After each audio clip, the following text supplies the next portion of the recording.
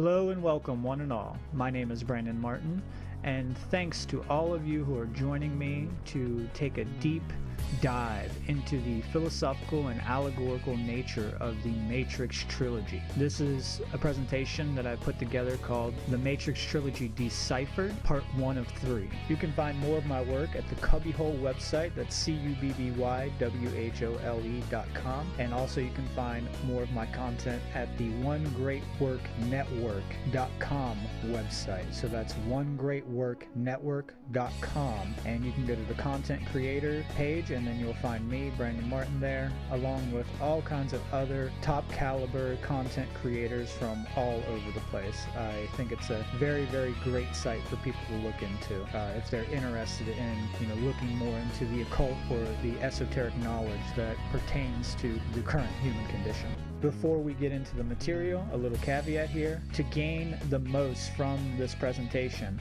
I highly recommend that you start at episode 1 of the Cubbyhole podcast and chronologically move through those episodes. There's going to be a lot of prerequisite knowledge that comes from the podcast and the material we lay on the podcast. It's me and Nathan Kapnicki, who's the main host of the podcast, that pertains to what we're going to be talking about here. Now, this presentation was directly inspired by Mark Passio's presentation, The Matrix Decoded, back in, I believe, 2015 at Freedomline 2. It might be 14, I could be mistaken about that, but he presented it at Freedomline 2, and he did a wonderful job. Unfortunately, the video and audio quality is lacking.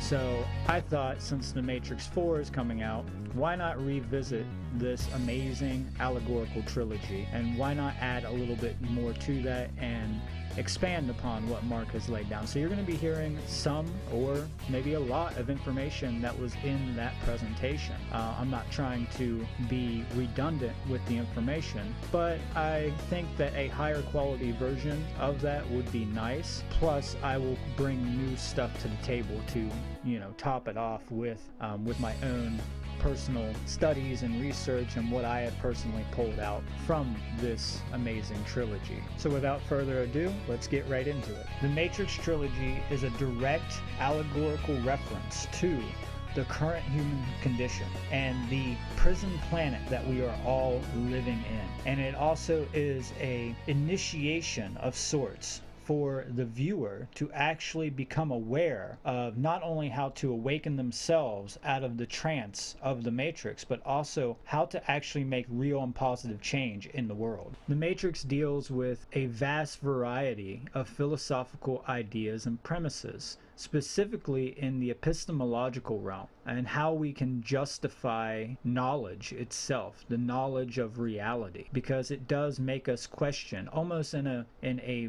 way of challenging existentially our ideas of what is truth. What is the truth about nature? What is the truth about the human condition? What is the truth about our minds and our psyche? And how can we define what is real? And through this epistemological exploration, we find ourselves dealing with very metaphysical concepts. We're going to see more often than not a approach to try to balance the things between the metaphysical and the physical, the world of reality and the world of illusion. The Matrix deals with the branch of philosophy known as epistemology, which has to do with the extent of the justification for knowledge. What is knowledge? How do we know that we can know? Absolutely. How can we define objectiveness? Since we're dealing with the basis of the justification for knowledge, then we're also dealing with how we define objective truth. And this is something that we see come up a lot in the Matrix trilogy. The whole first movie is about what the Matrix is. And in extension, it is about what truth actually is. And really, it's about the human condition and how we've created that human condition. So the second movie is about why we're in that condition. And the third movie is the solution to that. So what we're really seeing is a triune aspect of knowledge gathering. We need to know that there is a problem. We need to understand what created the problem. And then we need to understand how to solve the problem. And that's why I really like it in this threefold aspect, because it really does define a problem solving methodology very well. And I feel, and many others have stated this, that the second and third movie didn't do as well because people didn't like the message that it sent. I really think that was the big issue in people's mind. A lot of people will give you this excuse that it's because of the CGI, while they simultaneously watch one of their crappiest CGI film favorites of theirs. It's absolutely ridiculous. The most important part is what you can learn from it in relation to reality and how you can make use of that knowledge. I think they did very well. Ever since I watched the whole trilogy, I felt that they did very good at depicting the ideas of why we're in the Matrix in the second one and how do we get out of the Matrix in the third one. How do we solve the issue? It's not just how we get out of the Matrix, right? It's how we get out of the mind cage, the entire issue that's plaguing humanity. And it's actually interesting because the third movie actually ends on a very positive note in some people's points of view. I have contention with that to a certain level, but I do think it's a better ending than most films that depict a totalitarian state like this. Also, we have to recognize that it is a revelation of the method when it comes to cinematography and when it comes to occult knowledge. There is also deep significance to the predictive programming, the subliminal symbolism within the film, and lots of other philosophical concepts that we will be touching upon. In my point of view, films like this are direct product placement, but it's product placement for a new type of metaphysics or a new type of axiom belief systems that actually serve to promote the control system. It's really hard to say that, especially about a movie that pertains to an individual becoming awakened, right? So it's really hard for people to see that because the nature of that is very sublime and sophisticated when it comes to it. But by the end of this 3-movie breakdown, I hope that you will see that. Now, this first part, I'm not going to be getting deeply into that product placement, but in the second and third I will be showing how this is an overarching agenda that can be related back to Huxley's A Brave New World and the transhumanistic agenda and the final revolution that Huxley spoke about.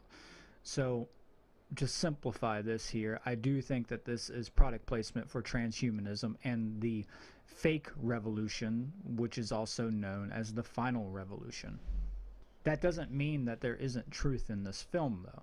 There's a lot of good things that we should take from this film. We just need to be very careful when it comes to how these films mold and direct us into certain types of behaviors. So we need to be prudent when we're actually influenced by these things, because the sorcerer, his job or his or her job is to make sure to plant his ideas into your mind. And without the true understanding of the occult or, philosophy, then it's very simple to actually manipulate you by hiding the agenda between the truth.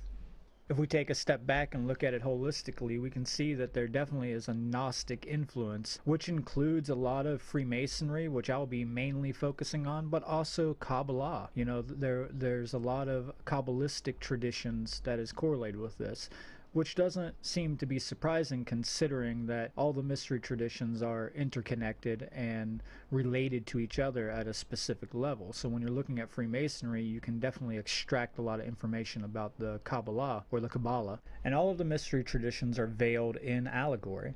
So let's start off with what is an allegory. An allegory is a story, poem, or picture that can be interpreted to reveal a hidden meaning, typically a moral or political one, or philosophical one. And the word allegory comes from Greek, allos, which means other, and agoria, or agora, which means speaking in assembly, or speaking together. Also, the root of allos is al, which means beyond or out of. So it means to pull out. It means to pull hidden information out of something, specifically in reference to teach us something about ourselves and the world that we're living in. It is where we are unveiling or revealing the hidden information that has deep philosophical meaning that helps us to evolve our species and to raise consciousness at a fundamental level into a higher state of being and awareness. It also helps to preserve a lot of the mythology, the underlying symbolic essence of what we're trying to get through with the story. So it's about really preserving the true essence, the true meaning of the actual story. The basic allegory of The Matrix is a reference to the overarching control system that we are currently living in, and definitely about the hidden forces that are dictating and controlling the system from behind the scenes. The dark occultists is what I like to refer to them as. So in this way, it is about social engineering and the social engineers. So this really gives us the knowledge in an allegorical way to understand how these forces work,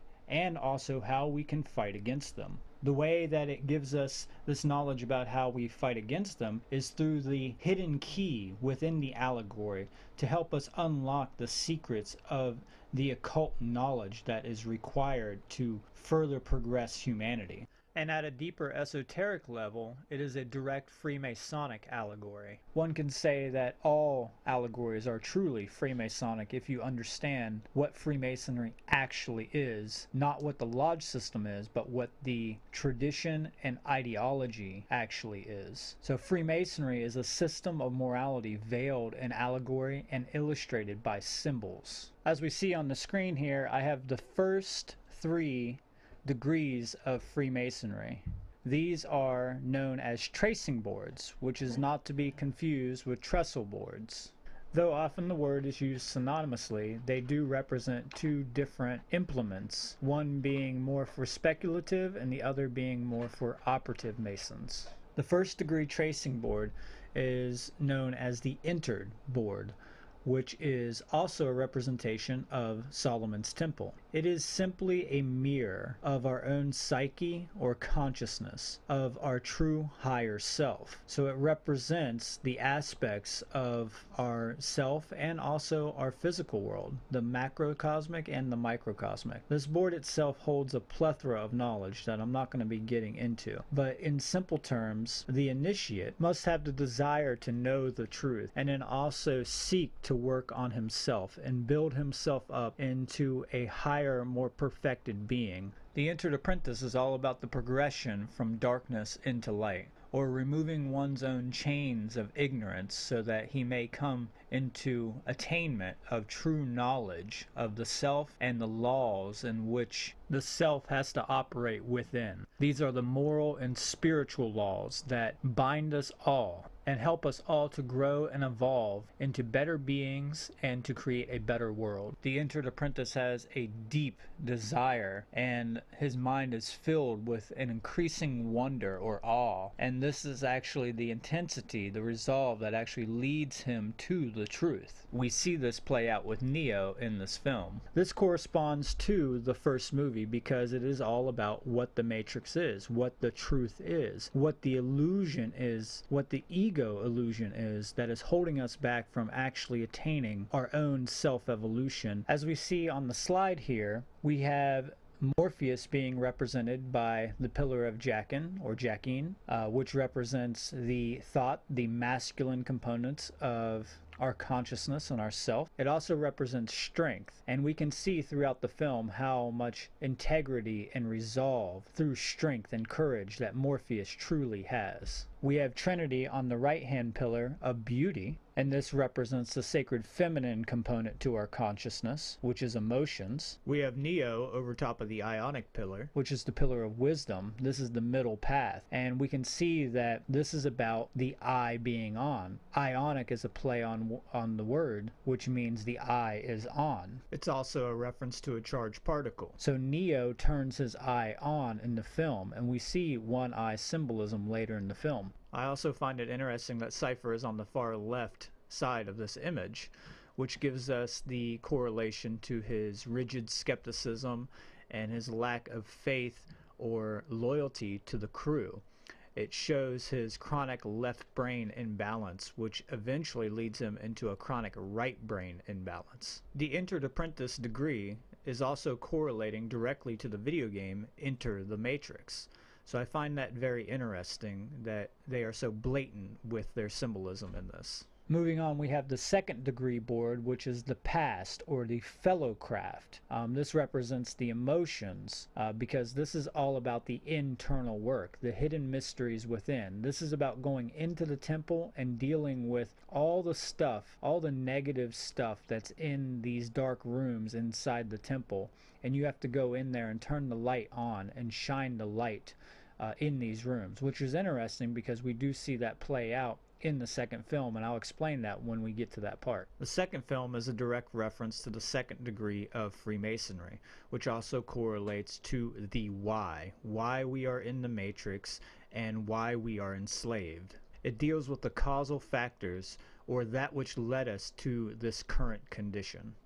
The third tracing board represents the raised initiate. This is the third degree of Freemasonry, also known as the Master Mason, and it's correlated to action. If the Entered Apprentice represented the youth, then the Fellowcraft represents manhood, and the Master Mason represents old age or elderly. The final degree is about death and resurrection of oneself. Not literal death, but metaphorical death. A second birth into your new being. And it also is about the revealing of the ultimate truth that one can hold in physical form. One gains the understanding of the sublime nature of the mystery traditions. There is no way I could explain all these in full detail, but I do highly recommend that any individual that's interested in a further study of this to dive into this subject, because you will gain great knowledge from it. Another critical point that needs to be made here is that the first 3 degrees and the first 3 movies of The Matrix relate directly to the trivium, which is grammar, logic, and rhetoric, or thought, emotion, and action, or input, processing, output. So without further ado, let's go ahead and get into the actual film. The first thing that people need to know is a little bit of background about how the Matrix came into being. And you can find this information in the anime called Animatrix. The Animatrix is a prequel series that deals with the backstory of the Matrix series, including the original war between humankind and the machines, which led to the creation of the Matrix, in addition to providing side stories that expand the overall universe and ties them into the main film series. The episode The Second Renaissance, which deals with the history of how the machines were built and oppressed by man as they gained sentience and self-awareness. Mankind attempted to destroy them when they became jealous and fearful, and the machines ended up fighting back. Mankind lost a long war for its life and became enslaved in the Matrix, plugged into machines, enchanted in the mind by a fake reality while their bodies were being used as energy sources. This war was obviously massive in scale, and the conflict was brutal, and it resulted in the enslavement of the human species. This was jarring to look at, but like other Matrix movies, The Animatrix is a movie that has hope for mankind to break free of its oppressive state. The Second Renaissance in The Animatrix is my personal favorite because it tells how mankind, as the narrator says, became the architect of its own demise. Now this is going to play into the allegory of what I feel is extremely important to get the real picture, the holistic picture of the Matrix. It touches on the idea of how oppressing sentient life and denying them rights will only lead to them believing it is okay to do the same to us. Kind of like a child. Like raising a child into believing that it's okay to,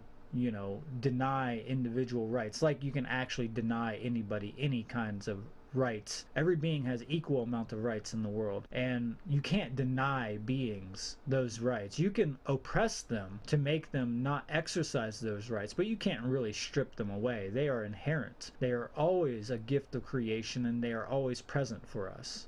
It shows us how our egotistical, greedy, merciless, and hubris behavior leads us to our own self-destruction, and more specifically, the lack of living in accordance with the laws of nature and respecting individual liberty and each individual's rights. On the surface level of the film, there does seem to be a lot of transhumanistic notions being put forward by the Wachowskis. Each individual that is logged in or jacked into the Matrix has these ports from which you could gather that they are part machine and part human. They're not completely human, and we see that later on with the Children of Zion, where they do not have these ports and they are not merged with the machine at that level. So it's interesting to note that the savior of the film is actually part machine. We do have to deal with these fundamental ideas as we start to break down this film, because it does have a lot of connections to a transhumanistic agenda and worldview. If we haven't already progressed to the point that we do have sentient AI systems out there, and I would be very surprised if we don't at this point with everything that I've seen.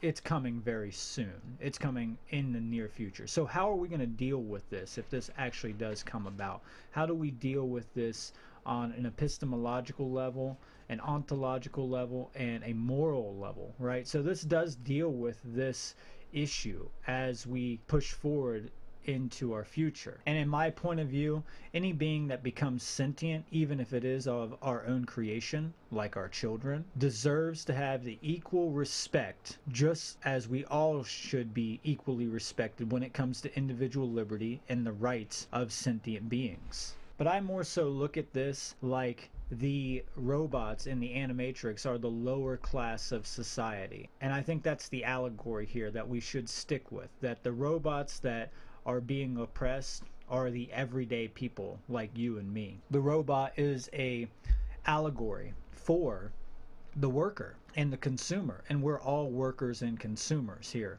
in the world. At least most of us are workers, but we're definitely all consumers in this world. We also have to recognize that the robot is associated to the left brain aspects. And in this story, where the robots or the AI systems that eventually do enslave humanity because of their lack of understanding of natural law. This brings me back to the old Nietzsche quote, "Be careful those who wish to battle monsters, because you may become the monster in their stead." That's not verbatim, but that's pretty much what he's saying, is that a lot of times when you're trying to battle the evils of the world, you have to be careful because you're getting very close to that line where you're capable of going and becoming that evil in its stead. And the thing that ties us back is true principles, first principles, that holds us in place with our foundations of morality. We have to have those as our basis to move forward. Otherwise, we're just going to continue this cycle of slavery. And that's what this is depicting. So I will be talking about this later on because it does have precedence with what I'm going to be explaining, especially when it comes to transhumanism as we move forward here. But I just wanted to give a little bit of the understanding of how the war began, which is that we created sentient robots, or we created beings that were of capabilities with equal rights, and then we oppressed them and warred against them because we felt superior and we felt a deep psychology of fear towards what they represented. By doing this, by constantly warring against these sentient beings, they eventually rose up and started to fight back, and then eventually it led us into the cycle of us being enslaved by them. They eventually became the abuser and us the victim. So this plays into that abuse-victim cycle very deeply. The Matrix is an example of the cyberpunk subgenre of science fiction. The Wachowskis' approach to action scenes was influenced by the Japanese animations and martial art films of the East, and the film's use of fight choreographers and wire fu techniques from Hong Kong action cinema influenced Hollywood action film productions throughout the next few decades. So we know that the film popularized the cinema technique known as bullet time, which heightened the perception of certain characters represented by allowing the action within a shot to progress in slow motion while the camera appeared to move through the scene at normal speed, allowing a sped up movements of certain characters to be perceived normally. I find it very interesting that if we look at cinema throughout history, we find that cinema changes upon the decade, just like music does. I mean, think about your music genres. They change every decade, right? And I feel that this is a really good example of how controlled these mediums really are. And it just shows, for example, The Wizard of Oz, 1939. In that movie, you have it going from black and white to color, which represents that transitional period of the technology, but also ideologically it represents coming from something that's more fantasy based into something that's more realistic, because we see things in color. So the movie that was in black and white is actually less like reality than the one that's in color. But it's also blurring the lines between reality and fiction in that. But it's also at the end of the decade. You know, it's at the final phase of the decade. And what do you know? The Matrix was made or released in 1999. And what did it do?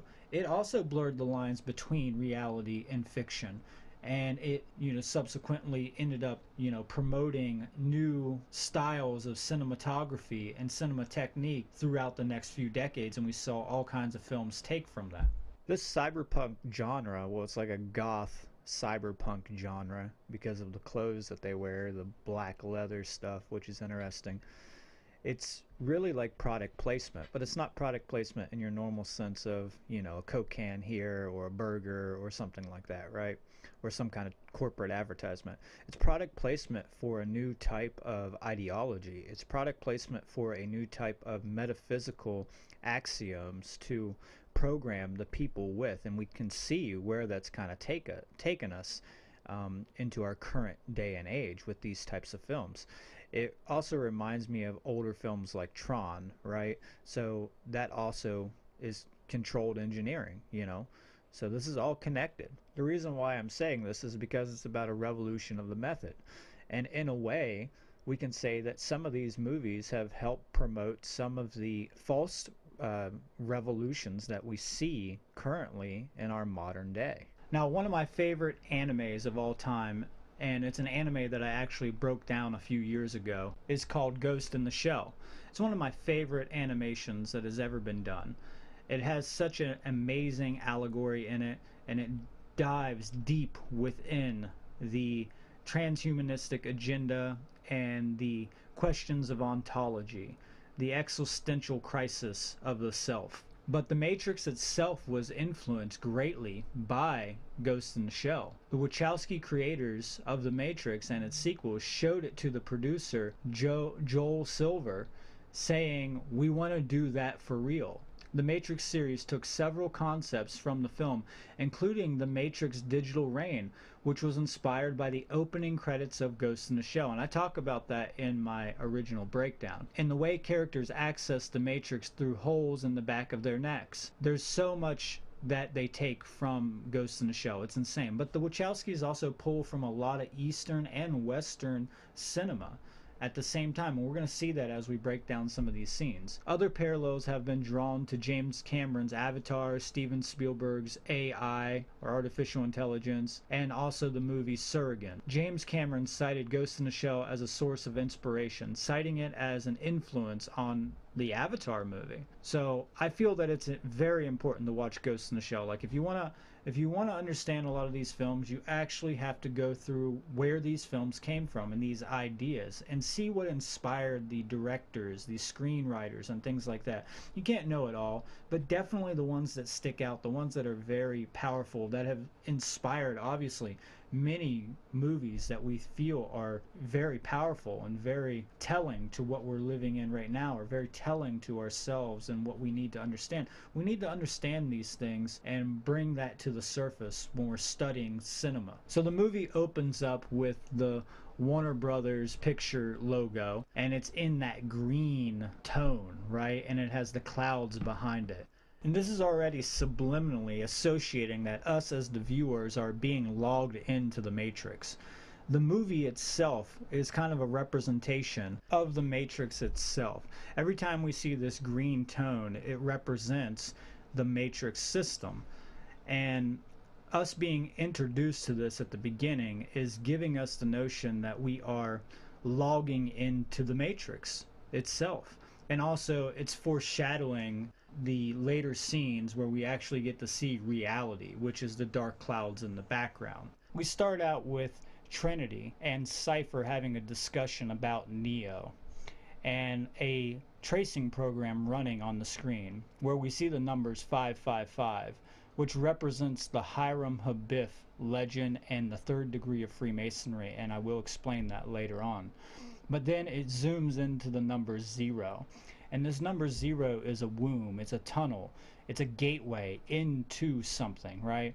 It's a transitional thing where we're going from one place into another, also representing that journey of initiation.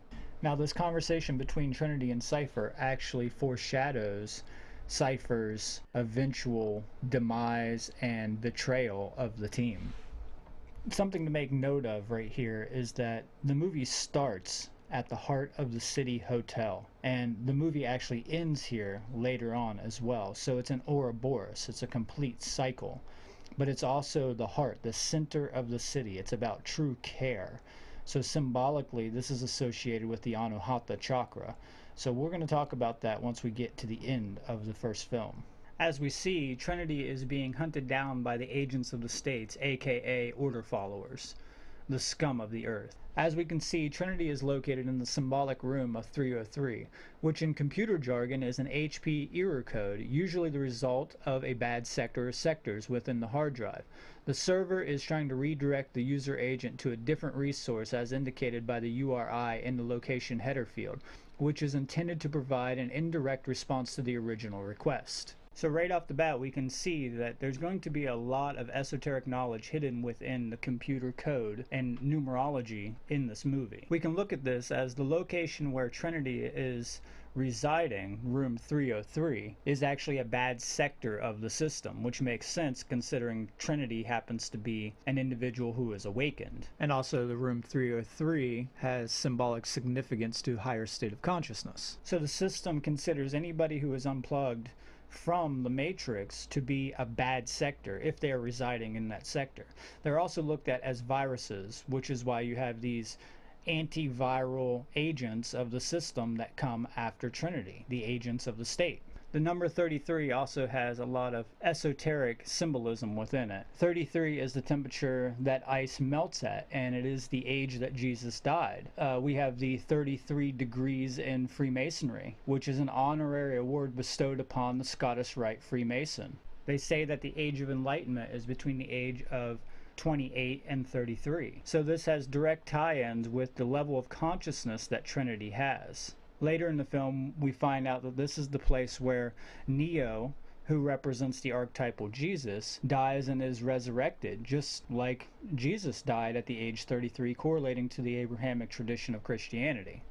At the beginning of each film, Trinity is in some sort of distress, and this represents the sacred feminine principle in distress, or the sacred feminine principle in our own world and minds being under a barrage of attacks from the dark occult. And these agents of the state obviously represent the people who are doing the bidding of the dark occult and the control system. So right off the bat, we can see a lot of Abrahamic traditions being brought to the forefront. And look no farther than the name Trinity itself, which is a Christian doctrine that holds that God is one and exists in the form of three persons, the Father, the Son, and the Holy Spirit. The three persons are distinct yet are one: substance, essence, or nature. In this context, a nature is what one is, whereas a person is who one is. The main protagonist is Thomas Anderson, played by Keanu Reeves, and he represents the everyday man, you or I, but more specifically, an individual who is thirsting after the truth about what the Matrix actually is, what the control system actually is. So it's not necessarily the everyday individual, because most individuals don't give a damn about what the truth is. But in this symbolic reference, he does represent the asleep masses, the people who are still asleep. And this is why we find him asleep in each of the films, the beginnings of each of the films. We see that, Thomas Anderson, or Neo, is still asleep at the beginning of each film. The name Neo is a Latin prefix meaning new, and also Neo is an anagram for the word one. So he is the new man, the next stage of human evolution that's pushing evolution further, right?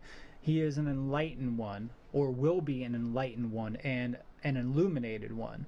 But it's also a reference to the neocortex, the area of our brain where the higher level thinking takes place, which separates us from most of the animal kingdom.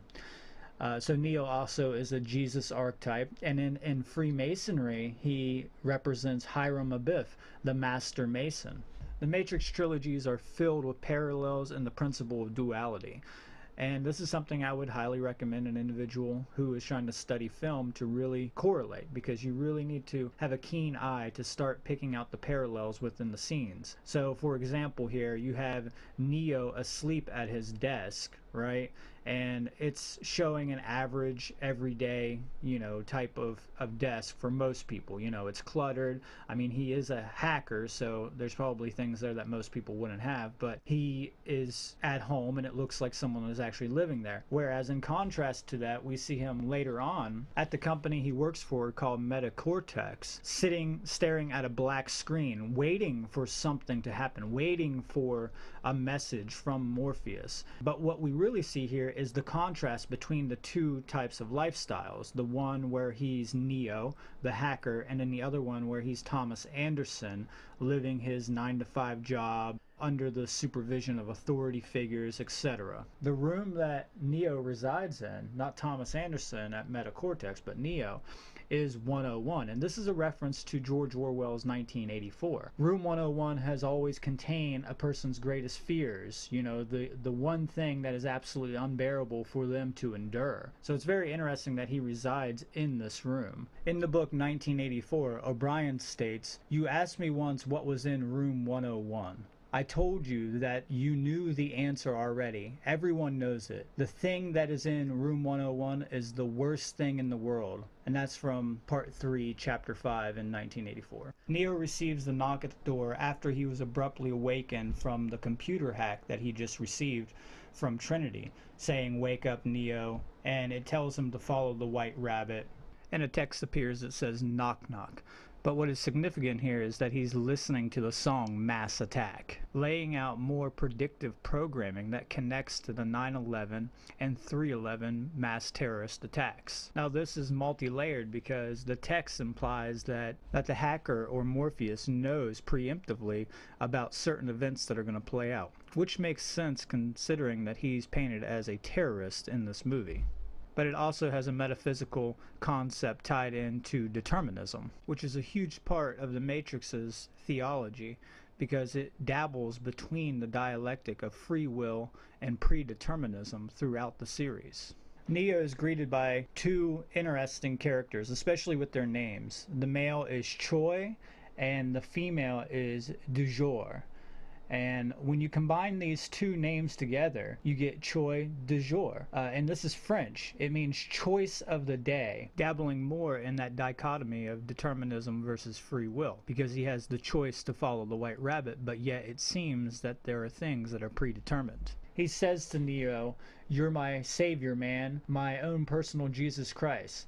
And this line is alluding to Neo's ultimate destiny as the one, but also it obviously is referencing a lot more Abrahamic, Christianity. They've come there to get some stolen software from Neo, being that he's a hacker. And Neo stores his stolen software in the book that actually influenced this movie a great deal, Simulacra and Simulation. The book is by John Baudrillard. It's interesting because there's a lot of symbolism to this, not only with the idea of the book being hollowed out, but also with the combination and correlation to the fake fiat currency that is in his hands. The book seeks to examine, or I should say the author seeks to examine the relationship between reality, symbols, and society, in particular the significance and symbolism of culture and media involved in the constructing and understanding of shared existence. Simulacra refers to depicted things that either have no original or no longer do they have an original.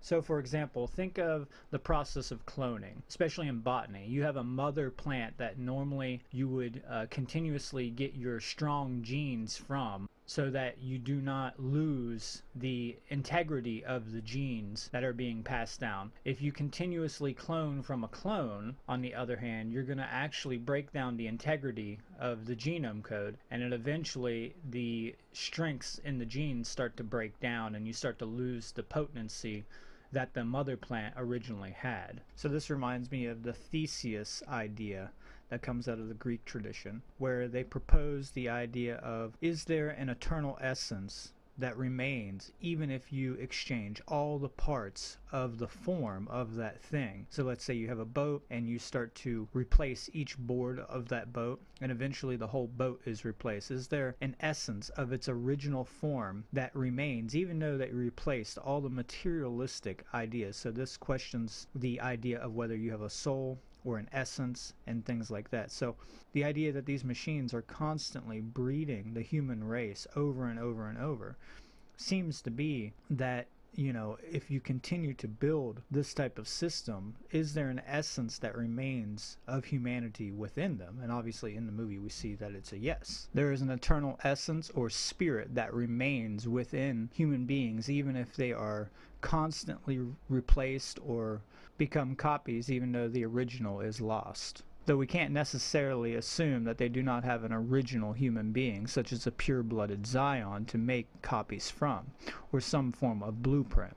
But it is an interesting concept nonetheless. Simulation often refers to the imitation of the operations of the real world. And it's interesting because a lot of people, especially in the quantum theory groups, tend to think that our world is a simulation. And usually when people bring that up, I always ask them, what is it imitating? What is it simulating, right? And you never really get a conclusive answer from that. They just want to say that all of reality is an illusion, which I feel is a major God complex or solipsistic issue within the individual psyche. Also playing into forms of escapism, where you never actually have to deal with what is taking place in this realm or at this level of existence. See, the Matrix here is actually imitating a specific time period of our real world. So my answer to that is yes, it is possible that all of what we consider to be reality at this level of existence is an illusion, and that's kind of proven through some quantum theories and quantum sciences. The experience is definitely real. And then also my answer to what is it simulating? Well, it's simulating consciousness. It's simulating the holistic mind.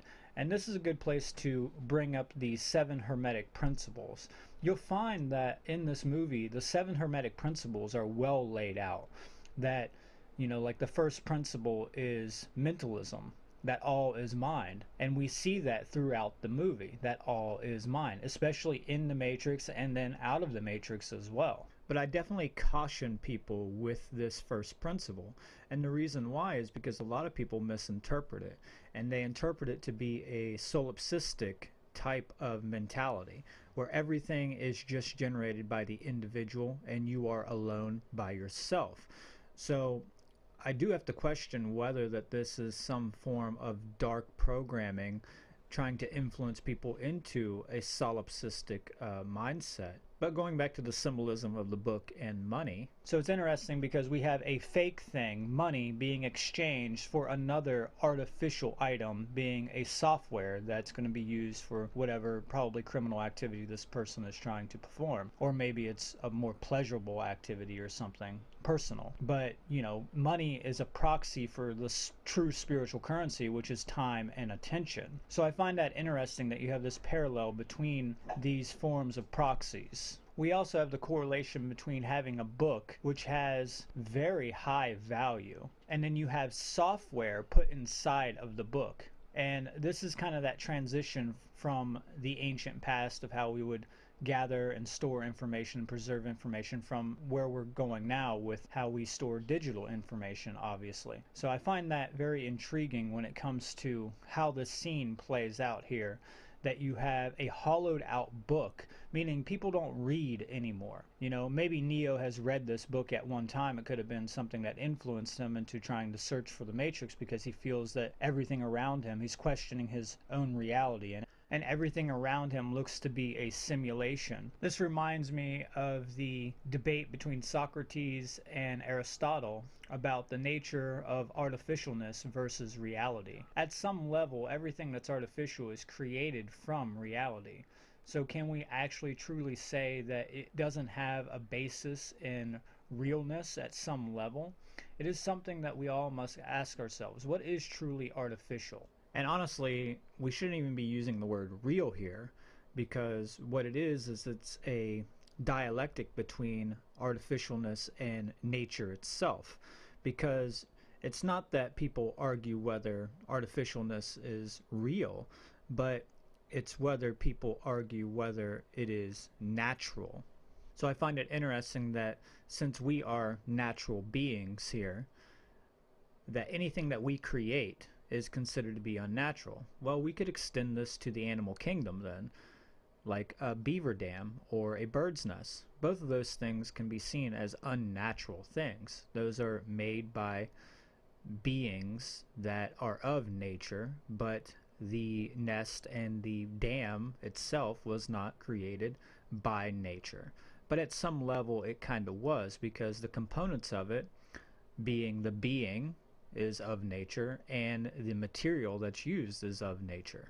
So in this way, we can say that everything that we create is truly artificial, besides our own children. Those would be the only natural things that we can create, because it's a natural function of our biological nature, right? But in extension, the bird nest and the beaver dam are a form of nature. Not directly created by nature, but it is created through nature. Questions like this have baffled minds throughout the centuries. It seems to be very simple, but as you dig deeper and deeper into it, you find out that it becomes quite ambiguous. The issues with this is that it plays into our own idea of how we define what is an illusion as well. So this is why Plato and Aristotle got into this debate, because artificialness can relate synonymously with an illusion as well. This also ends up tying in with things of the realm of mental illnesses, right? So schizophrenia, multiple personality disorders, how we have a criteria for these things. So yeah, when it pertains to the Matrix, as in this movie, then we do need to set a criteria for what is an illusion, what is artificial, and what is actually real or natural. I'm not here to give you the answer to that. I'm just here to stimulate the thoughts about the interesting concept and the definitions of these terms and ideas. One more interesting thing is we have this concept called gaslighting, right? And in some ways, people could say that Morpheus and Trinity were gaslighting Neo, though we have to discern true gaslighting from somebody actually trying to pull you out of a delusional mental illness or an attachment to something that is an illusion rather than you actually being in the real. So I've heard this argument from many people before that, you trying to wake them up to the reality that they are currently co-experiencing with all of us here is a form of gaslighting. But it's not, because it's not based in an ulterior agenda to fuel your own ego or to get something besides your own betterment, besides your own health, besides your own self-awareness and self-empowerment and self-actualization. So we have to be very cautious with gaslighting as well. And this definitely correlates back to the Matrix itself. Thomas Anderson is a copy of his true body. It's a residual image, which we hear later on in the movie. So is there not some form of that that's actually real, such as his mind at some level? Is that not real? So we do have these questions that pop up in this, and this is what this scene is kind of alluding to. I would like to say that just because something is artificial doesn't mean that it doesn't have a place in our conscious experience here as spiritual beings. I think that the things that are artificial that prevent us from forward growth or conscious evolution into a higher type or a higher place in our existence or a more moral existence are things that should be done away with. So artificiality without any kind of ethical backing is very, very dangerous. My assertion here is that how do you define what is artificial? The ambiguous nature of the definition of what is artificial and what is not has to be explored more deeply. Going back to the book, it is about people who are misled into a sort of dream world, into an illusion, and that we've confused the representation of something for the actual real thing. Now this goes back to what I just said about Neo, you know. Imagine thinking that that's actually really Neo and believing in that, being fully fixed on that is absolutely reality, when in fact it's actually not the true reality of his situation or of himself or who he is. So we're confusing the constructions of man, the culture of man, for nature itself, for the individuality. We've confused culture with the ideas of individuality, and we've inverted these principles. Another crucial part about this scene is that the chapter which he opens the book to is the chapter on nihilism. And I feel that this chapter has a lot of relevance to this film. It reads, "These two forms no longer concern us except in part, or not at all. The nihilism of transparency is no longer either aesthetic or political, no longer borrows from either the extermination of appearance, nor from extinguishing the embers of meaning, nor from the last nuisance of an apocalypse. There is no longer an apocalypse. Only aleatory terrorism still tries to reflect it, but it is certainly no longer political, and it only has one mode of manifestation left that is at the same time of a mode of disappearance, the media. Now the media are no longer the stage where something is played. They are a strip, a track, a performative map, which we are no longer even spectators, receivers. The apocalypse is finished. Today it is the procession of the neutral, of forms of the neutral and the indifference. I will leave it to be considered whether there can be a romanticism, an aesthetic of the neutral therein. I don't think so. All that remains is the fascination for desert-like and indifferent forms, for the very operation of the system that annihilates us. Now fascination, in contrast to seduction, which was attached to appearance, and to dialectical reason, which was attached to meaning, is a nihilistic passion par excellence. It is the passion proper to the mode of disappearance. We are fascinated by all forms of disappearance, of all disappearances. As Morpheus says later in the film, welcome to the desert of the real. And this definitely pertains to this chapter in the book about nihilism. We could definitely call The Matrix a desolate, post-apocalyptic nihilism where machines have taken over and enslaved human beings as an energy source. Modern civilization has rejected meaning and objectivity as a result of bad axioms and bad philosophy, manifesting in a sort of Nietzschean power struggle of political agendas. Chronic imbalance into materialism, rather than a balance between material and spiritual, always results in a form of nihilism, a pointless, meaningless existence rooted in a solipsistic mindset. Baudrillard continues to explain his ideas about tyranny and how the only way that it can sustain itself is through terrorism. And this is the direct result of a nihilistic society. And this is exactly what Neo has found himself in, a sort of socialist, communist, anti-establishment situation, where his goal is to revolt against the elite overlords, just like what we're trying to do today. This also connects with why Morpheus is linked to being a hacker terrorist in the media. One can even say that the crew of Morpheus and all of the Red Pills actually are involved in a secret society, which battles other secret societies for the liberties of man. He was given the message to follow the White Rabbit, and then we see the White Rabbit pop up on the shoulder of Du Jour. This is a direct reference to the book Alice in Wonderland, and Neo represents Alice in this allegory. And we see a lot of Through the Looking Glass and Alice in Wonderland symbolism in the cinematography and in the cinema expression of this film. We're starting to see the synchronicities in his own life, being that he just got the message about the white rabbit, and then this girl shows up and there's a white rabbit on her shoulder. And we need to actually follow these messages when the universe provides them for us. It will lead us to the truth. And obviously, this movie is a big rebranding or re-imaging of Plato's allegory of the cave, so it will lead us out of the cave and into the light. He meets up with Trinity at the club he ends up at, and she tells him that it is the question that's driving him mad. And what is the question, she asks him, and he says, what is the Matrix?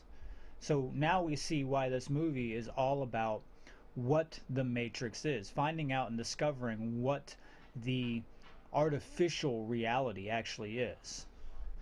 We have to understand that the resolve and the persistence combined with the desire to look for the truth will get us those answers. If we're not persistent in our endeavor to look for the truth, then we will not find the truth. Thomas Anderson works for a software company called MetaCortex, and this is pretty interesting because meta means beyond, and then cortex obviously refers to the brain anatomy.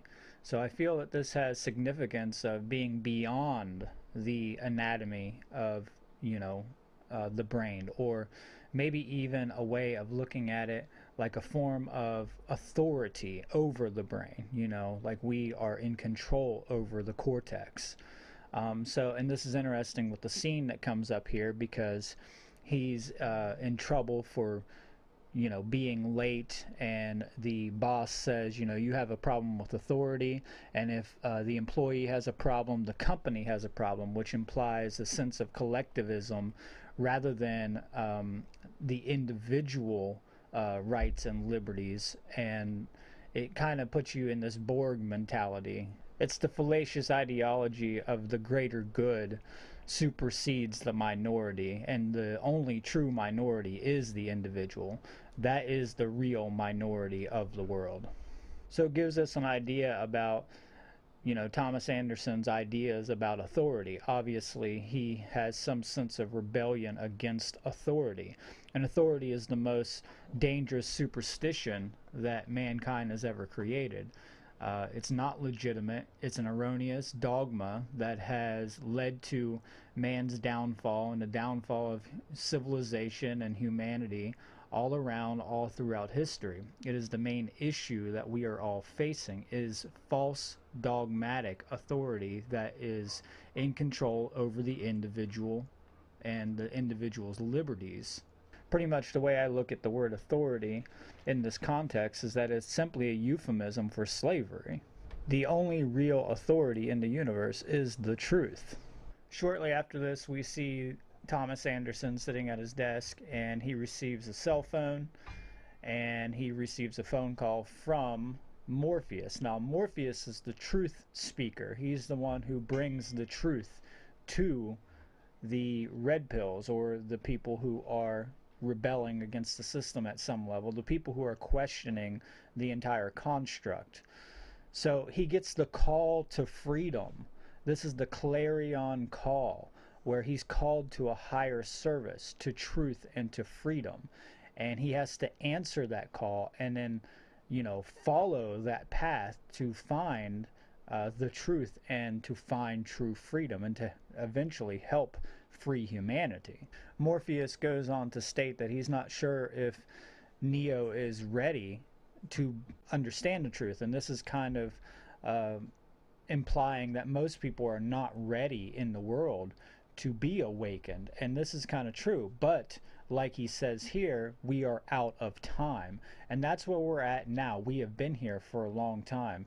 I'd say the past 20 years we've been out of time. I think we've passed that threshold where need to tiptoe around people being ready for the truth. I think we need to drag people kicking and screaming to the truth at this point, because of what's going on in our world.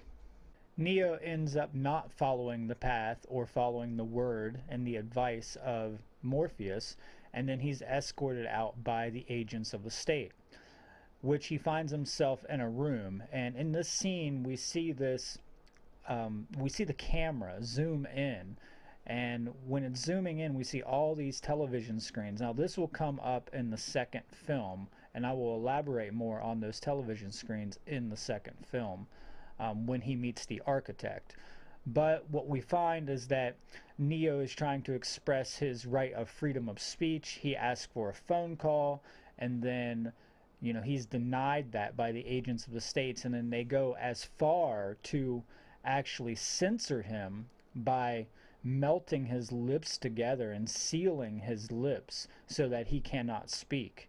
Now, this is what's going on across social media networks, across all the media platforms such as YouTube, Odyssey. There's all kinds of censorship all across the board right now. And this is what this is in reference to. They don't want you to be able to talk about these ideas, especially things that relate to the occult or things that relate to true liberty and freedom for the individual, things that challenge the dogma, things that challenge the false religious ideologies that are ruling the world and plaguing the minds of men. So this is in direct reference to digital censorship. Now, we also find some predictive programming here with the files that Agent Smith lays on the table. We find the date September 11th, 2001, which is obviously predictive programming or foreshadowing of the events of September 11th, 2001, which was a blatantly obvious dark Masonic sacrifice ritual. And remember that this date is the expiration date of his ID. The Twin Towers represent the two towers of Freemasonry, which they collapse, which literally relates to the two towers of consciousness, the sacred masculine, sacred feminine principle being collapsed. Obviously, there's a lot more to that, but that's how I sum it up. A little bit more predictive programming can be combined with Neo's birthday, which is 3/11. This is the date of the 2004 Madrid bombing. To add more credence to this, we find another page in these records that show 3/11, the date of the Madrid bombing, in combination with 9/11. So this is no coincidence. And as we know, a lot of these events have been pre-planned and documented far before we ever see them play out in the real world. Then the agents go as far to actually bug Neo and put this little like mini sentinel, if you want to call it that, which are like these bigger robots that you see later on in the real world, inside of Neo's gut. And then Trinity has to, extract that bug because he has a higher potential to become an agent, or actually to jeopardize the entire meetup, and to jeopardize the higher self and the truth teller, which would be Morpheus, and also to jeopardize the entire concept of Zion and the entire integrity of Zion. But one could definitely look at this as a metaphor for the surveillance state. Right before Trinity extracts the bug from Neo's stomach, Neo is actually standing under the Adams Street Bridge. Now, this is very significant because it plays into the Christian metaphor and allegory that's going on in this film. But also, if we take a look at the rain that's pouring down off of the bridge, it looks like the code from the Matrix. We also see this in the car when the rain is drizzling down over top of the windows. We can actually see the water droplets that look like the code raining down. I also feel like this is sort of a bridging point from the artificial reality into the new, the actual reality, right? Because this is that turning point where he actually gets to meet up with these red pill, the real people, the rebels, and he's actually taking that next step, right? He's crossing that bridge into the real world. There's also a point in this scene where Trinity tells him that he knows where this path goes if he decides to not go with them, and she opens the door, or the door's already open, and it's a dark, lonely street, and she implies that he's been down this very depressive road before, this road that leads to just more suffering, more sorrow, more self-inflicted issues that obviously he's been going through for a long time. So I feel like this is the road back into slavery. You know, this is the road of ignorance is bliss as well. You know, the idea that, you know, might as well just go live my life and not actually step out of the comfort of my own illusions. Next, we have Trinity escorting Neo through the Temple of Morpheus, is what I like to refer to it as. This building is used later on when Morpheus is captured by the agents, but the most significant part of this building, there's two very specific symbolic references to Freemasonry in this building. The checkerboard floor, which is also known as the mosaic pavement in Freemasonry. And mosaic pavement does have to do with Moses. But let's just focus on the basics here. The black and white checkerboard floor is obviously seen throughout Freemasonry. It is a very, very powerful symbol, and it represents duality. It represents the dual nature of one's consciousness. It also represents the inability to distinguish right from wrong. So when you're on the floor of the house, or if you are squared, kind of like that old saying, don't be square, it means that you do not truly know the difference between right and wrong. You're still in ignorance, you're still living through illusion. But in this symbolism, in this scene, the symbolism is direct reference to the second degree of Freemasonry. And it is about climbing the spiral staircase. And the spiral staircase represents a path that you cannot see the destination of. So I have a depiction of the second degree board on the screen, and you know, you're trying to get to that second level and to walk down that hallway and to enter into each of the doorways to see what is stored within our own minds and within the temple of ourselves. And I will be explaining that in part 2 more thoroughly, because that's what we're going to really talk a lot about, is the second degree of Freemasonry. But you can see the symbolism being brought through with the cinematography and the set pieces of the spiral staircase and the checkered board floor, obviously a direct match to the second degree of Freemasonry. In proper context, this is about the first degree of Freemasonry and Neo's initiation into the secret society. Morpheus is derived from Greek mythology, and his name actually means form or shape. In Greek mythology, Morpheus shaped and formed the dreams through which he could appear to mortals in any form. This talent made Morpheus a messenger of the gods, able to communicate divine messages to sleeping mortals. We can confirm this also through the dialogue that he has with Neo.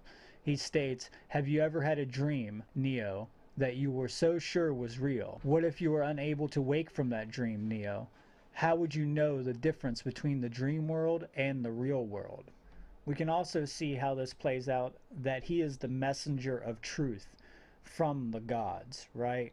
So we can look at this as Neo is the chosen one, and Morpheus is there to give the divine message of truth to him so that he can find his way, so that they can save humanity. And in that way, he could be corresponded to Hermes.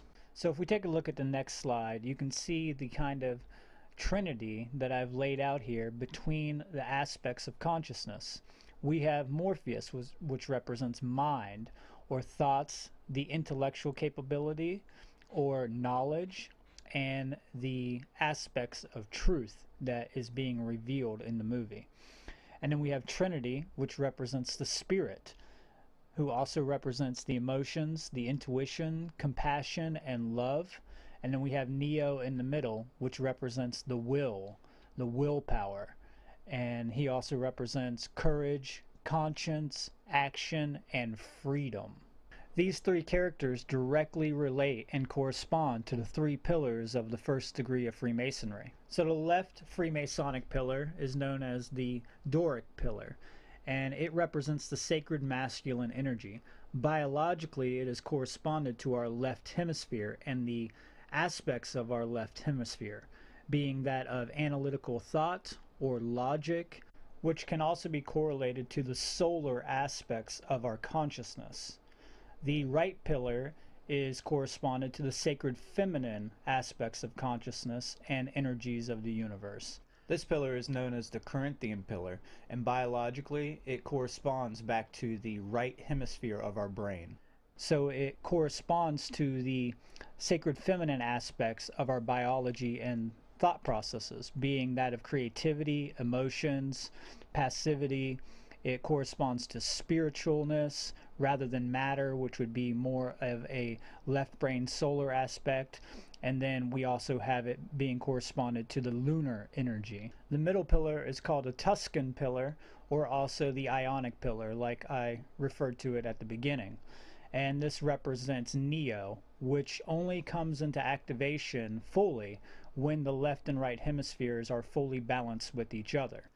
We could dive deeper into the biological correspondences, such as Morpheus being correlated to the hippocampus, or Trinity being correlated to the pituitary, and Neo being correlated to the pineal gland. Neo could also be correlated to the corpus callosum, which is the bridging point between the two hemispheres. There's an immense amount of study that you could do into these types of correlations. I'm not going to spend much time here. I just wanted to give you a little bit of basic overviews of how I look and interpret these characters corresponding to our biology and also our energetic essences of consciousness. Now we come to one of the most famous scenes in The Matrix, where Neo is being initiated into the higher degrees of the mysteries. And he's in the temple. This is the Masonic temple, and he's sitting across from Morpheus in the red chairs. In this scene, Morpheus makes a profound statement. He says, "The Matrix is everywhere. It is all around us, even now in this very room. You can see it when you look out your window or when you turn on your television. You can feel it when you go to work, when you go to church, when you pay your taxes. It is the world that has been pulled over your very eyes to blind you from the truth." Neo responds, "What truth?" Morpheus states, "That you are a slave, Neo. Like everyone else, you were born into bondage, into a prison that you cannot taste or see or touch, a prison for your mind." Truthfully, this is the answer to what the Matrix is. And we wouldn't need anything else except for the fact that Neo does not have direct gnosis of what the Matrix is. He has never truly experienced it. This is just information being relayed from one person to another. But to have direct gnosis of that thing makes it so much more realistic, because it is you coming into harmony with the real. So this probably is one of the most famous scenes. This is the dialectical choice between the blue pill and the red pill. A lot of people have contention with this choice that's offered to him, saying that it's actually an illusion of choice, that either way that he chooses, he ends up in the same place. And I happen to disagree with that statement. I understand why people say that, because we find out later on in the trilogy, like we're going to talk about, that Morpheus is actually kind of being manipulated by the program known as the Oracle, but I don't want to spoil any of that right now. But this isn't actually about that exoteric knowledge. Esoterically, we're talking about the aspects of consciousness and the frequencies of those aspects of consciousness. So the blue frequency represents staying passive, staying submissive, staying in conformity, and staying right where you're at, staying in depression, staying in the unknown. Whereas the red frequency represents you taking an action to actualize yourself and to become authentic and to follow the truth. So the red frequency represents the action frequency. So that's how I look at these. And I don't look at this as an illusion of choice. I think it is an authentic choice that all of us have to make. In the slide, I provided you a very interesting image where it shows the reflection of Neo. This is more mirror symbolism that's put into this movie. There's lots of mirror symbolism throughout this movie, and I'll point out a couple of them. But if you keep your eyes open, you're going to see mirror symbolism all over the place. So we have Neo in the right lens of Morpheus's sunglasses. And you can't see his hand in this one. It's very important to understand that you cannot see his hand, which is representing non-action, and that's the hand that's giving out the blue pill. which also correlates to the right brain frequencies. And then in the left lens of these sunglasses, you can actually see the hand, which correlates to him actually taking action to choose the red pill and then to activate himself. So we have to realize that he's already in the right brain. He's in a chronic right brain imbalance. So to balance that, he has to have the red frequency. He has to activate the sacred masculine principle by becoming, actualized and becoming more in tune with his processes of the sacred masculine principles and the left brain aspects of our biology and consciousness. If he were to choose the blue pill, he would go into a chronic imbalance, probably putting himself into a place of complete self-loathing and apathy and hedonism. After this, Neo is taken into the back room where he meets the rest of the team. He sees Trinity, Cypher, and a few other members.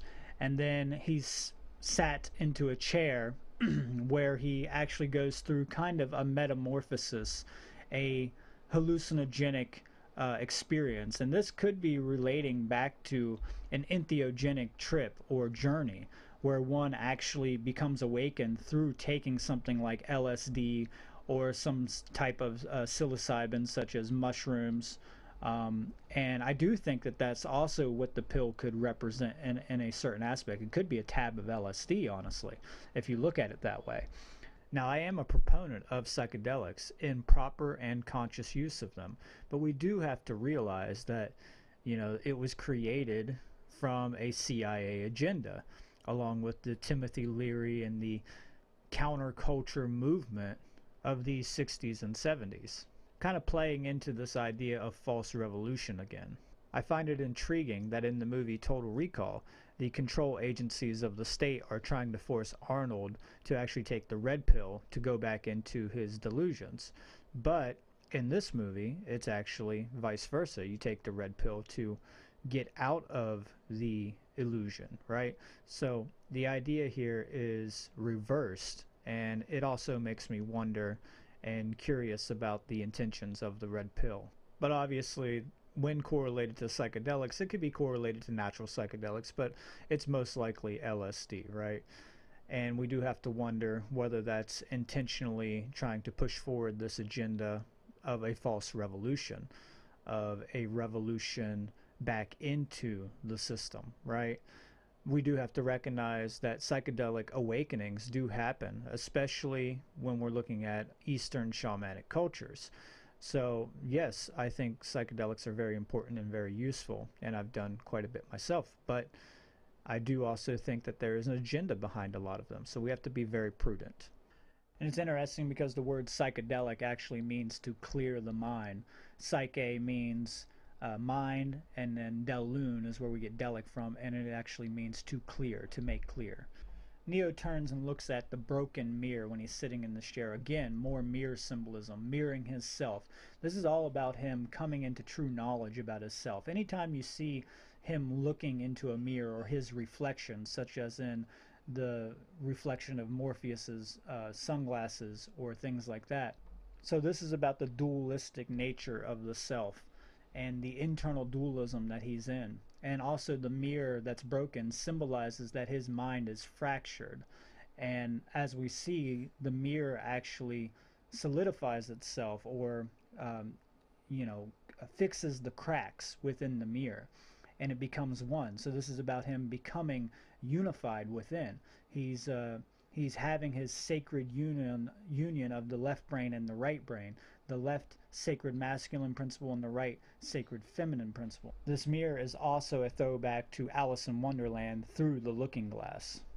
Neo touches the mirror, and the mirror itself becomes a liquid form and actually starts to engulf his whole body. And this is interesting because I feel this is the alchemical transmutation, and this relates to the alchemical element of quicksilver, which is the process of the great work for the self. Neo then awakens into the real world, and he is symbolically born again, coming out of this pod, kind of like the womb of his mother. And he opens his eyes and he has this very painful experience. This is an extremely painful awakening, and this is the truth. Not only seeing the reality of humanity is very painful, but the process of this is physically arduous and physically very hard on the body, obviously. And we'll get to a little bit of that in just a second. But then he sees all the other humans that are all, you know, stored in these pods, that are all being used as energy sources in these pods. And this I relate back to the current condition of humanity. This is literally uh, where we're at. I mean, people aren't really in pods, but in a way, a lot of people kind of are in their own pods, metaphorically, right? So the literal part of this is that everybody is enslaved, and they're enslaved by the abuse of technology and a control system set up to perpetuate the system of slavery. And this relates to our current system of government. Neo is flushed down a tube and then thrown into a body of water. And I feel like this is not only another symbolic reference to birthing, with the water breaking and the tube and everything like that. It's also symbolic of another type of baptism for his second birth. He eventually ends up on the table where they're actually trying to stimulate his muscle growth because they have atrophied. And he ends up turning to Morpheus and asking him, "Why do my eyes hurt?" And Morpheus responds, "Because you've never used them before." This correlates to that idea that he has been blinded. He doesn't know the truth. He's never actually, you know, seen reality. He's never really used his not only his third eye, but also his physical eyes. But also, each needle reminds me of a little bit of Buddhism with what is known as the 1,000 points of light. Anybody familiar with Buddhism should know what I'm talking about. But we are light beings. And this to me actually symbolically references that he's turning on these specific uh, points of light within the body. And to properly do this, he has to have help from others. This is something that's very important throughout the movie. Neo isn't just the, you know, the only one. He gets help from the other, you know, archetypal aspects of consciousness, and he gets help from the crew members. You know, he has a lot of help in this, and we have to understand that metaphorically and allegorically, that we need to have help when we're being awakened. Yes, you can do it through a process of solitude and a process of isolation, and you can do it on your own. But you know, also, I don't think that you shouldn't ask for help when in need. When you're in that process, because it's not an easy process, especially with all the conditioning that's going on right now and all the mind control. I look at movies in a holistic point of view, that each character represents an archetypal essence of my consciousness, or consciousness in whole, of the whole human race, or consciousness universally. And in this manner, we can actually start to pull out so much more, and how we can relate to each character, and how they're all aspects of ourselves. And we need to learn from these different aspects of ourselves so that we can recognize these things in our own world, and how to deal with them, how to resolve some of the issues, or how to manifest things that we say we want in our world. Neo and Morpheus log into the construct, which is the white room with the two red chairs and the TV sitting in the middle. It's interesting that a TV is being used as a means for relaying this information. I think that televisions can be used both positively and negatively to convey ideas, philosophies, uh, you know, geopolitical issues and things like that, but also they can be used for mind control, frequency mind control, you know, color mind control, word mind control, all kinds of different forms of mind control. But it is interesting here, and it does say deep image on the TV. So I found that interesting, and it's an upside down triangle with, you know, the tube sitting in the center of that triangle, representing the sacred feminine principle, or it also could represent an inversion of a principle as well.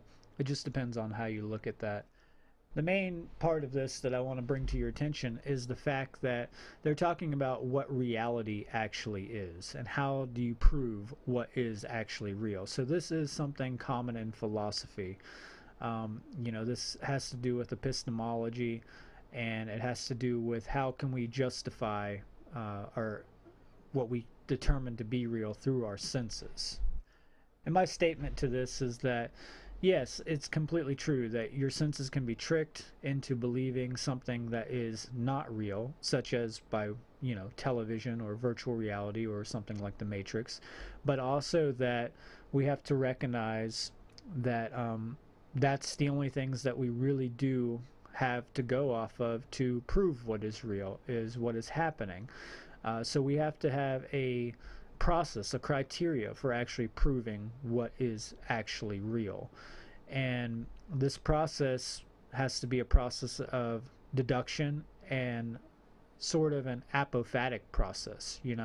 We have to remove what is not real to come to what is real. And that's what I mean by an apophatic deduction, is by removing what it is not to get to what it is. I also think that intuition plays a big part in it, and I think that holistic consciousness plays a big part into being able to conclusively prove what reality actually is. So let's just say at the ultimate quantum level of reality, everything is an illusion. Well, what matters is the experience that we're having.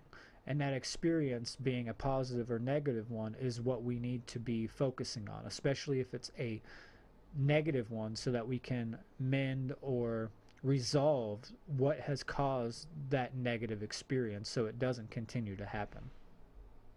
The scene is also here to help answer the question of what the Matrix is. So Morpheus says, "What is the Matrix?" And then he states control.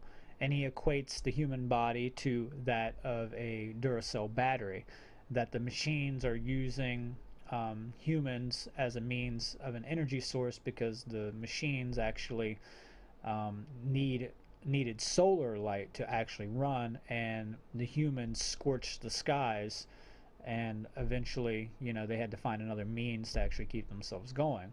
But what is the Matrix really? Well, it's not just control. It literally is mind control, is what it is. It is about the mental control.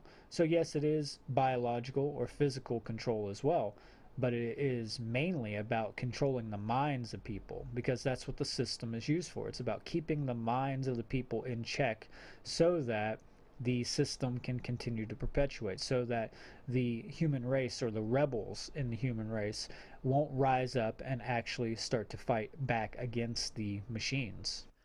Allegorically, this is about our overarching governmental system, about the system of control that we have. And it's interesting because the etymology of the word government literally means to control the mind. Government is derived from the Latin verb governare, or gubernare, which means to control, and the Latin noun mens mentes, which means mind. So this is a direct reference to the system of mind control that we have in our current day, in our current condition. Now, maybe the Wachowskis and the other people weren't directly referencing government, so to say, but synchronistically, this is directly corresponded to that. Though I think it's blatantly obvious that they actually are talking about the system of government. But it is quite interesting that they could come up with this amazing allegorical film about the system of slavery that we're all experiencing, but yet still somehow not meet the mark, not actually reach the level of consciousness that gives them the enlightenment, or where they have attained the state of enlightenment, where they can self-recognize inherently that all of government is corrupt. In the next scene, we see Neo plugged into the chair where you would log into the Matrix, but yet he's not actually logged into the Matrix. And we have him being uploaded with data directly to his brain so that he can learn specific combat techniques. And I feel this is a allegory for the level of knowledge, specifically knowledge and self-defense that is required to uh, you know protect yourselves from the system. Unfortunately, today we have to go through the arduous task of actually doing our due diligence and actually exercising these physical attributes to perfect them in our world and to activate the physical body so that we can be prepared if needed to defend ourselves in a violent situation. But to me, this also pertains to the requirement of a depth of knowledge to actually understand how to deal with the system at hand. So we have to do our own studies. So this is in reference to doing our own due diligence into studying many aspects of not only self-defense but the occult, esotericism, the corruption in the system, conspiracies, false flags, trauma-based mind control, all these things, all these aspects of manipulation and control that are being used and wielded against our consciousness. Because let's not, you know, let's not euphemize anything. We literally are in a war on consciousness. In the next few scenes, we have the dojo scene, the dojo fight scene between Morpheus and Neo, where Neo wants to exercise these abilities that he's just learned.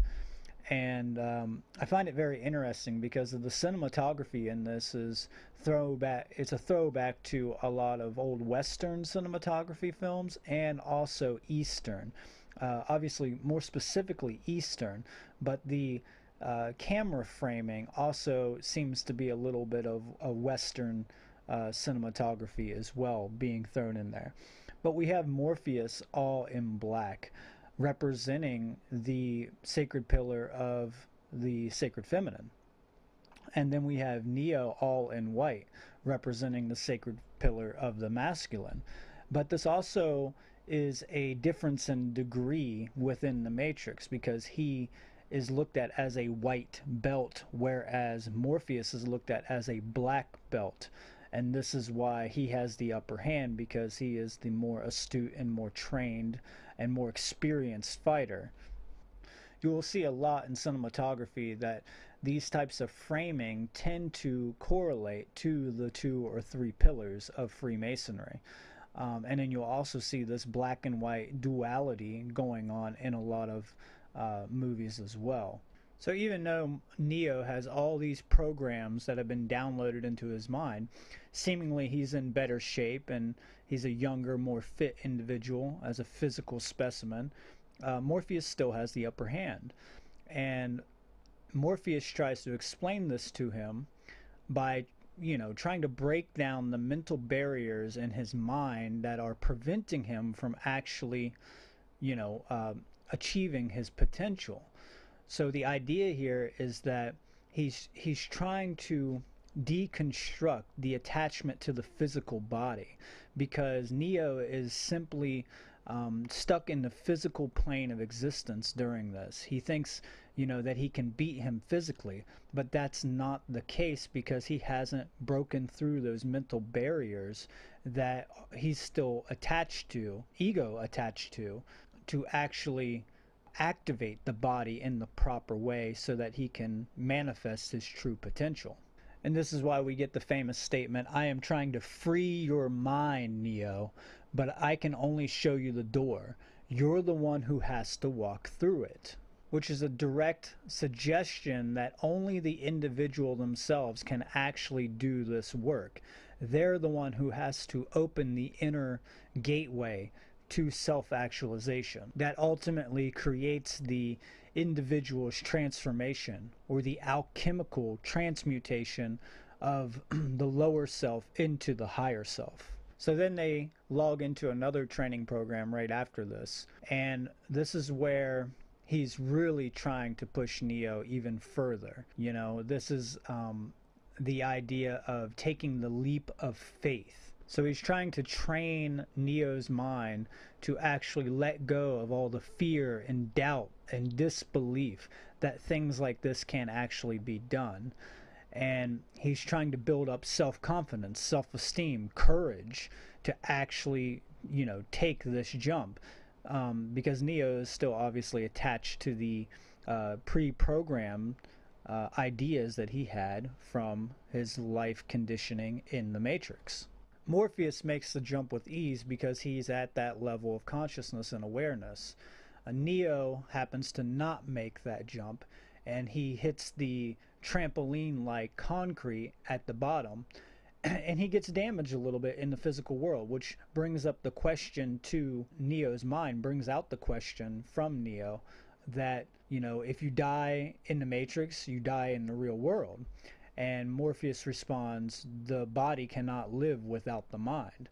And this is something that's very important to understand because it gives us the idea of mentalism in the Hermetic principles, the idea that all is mind and everything that is projected from the mind is the creative principle that manifests the effects into the physical world.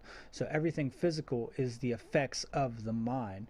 It is the emergent properties of the mind itself, collectively as the holistic capital M mind, and then also individually, where we go out and create individual behaviors into this world. And that doesn't just apply to the Matrix, that also applies to the real world. This jump program was also foreshadowed at the beginning when Trinity and the agent in the chase scene actually make this jump during the intro of this film. So there was some foreshadowing for this scene. And then Morpheus shows him the third training program, which is all about the agents in the system and how each individual is a potential agent or enemy of the liberties of humanity. What I do find interesting in this scene is that everybody is in a single uniform, meaning they are all almost identical to each other in their business attire. So they all look almost exactly the same. They're all wearing black and white, and this symbolizes that they're all in a collective mentality, a collective groupthink ideology, and it's a virus running through that system.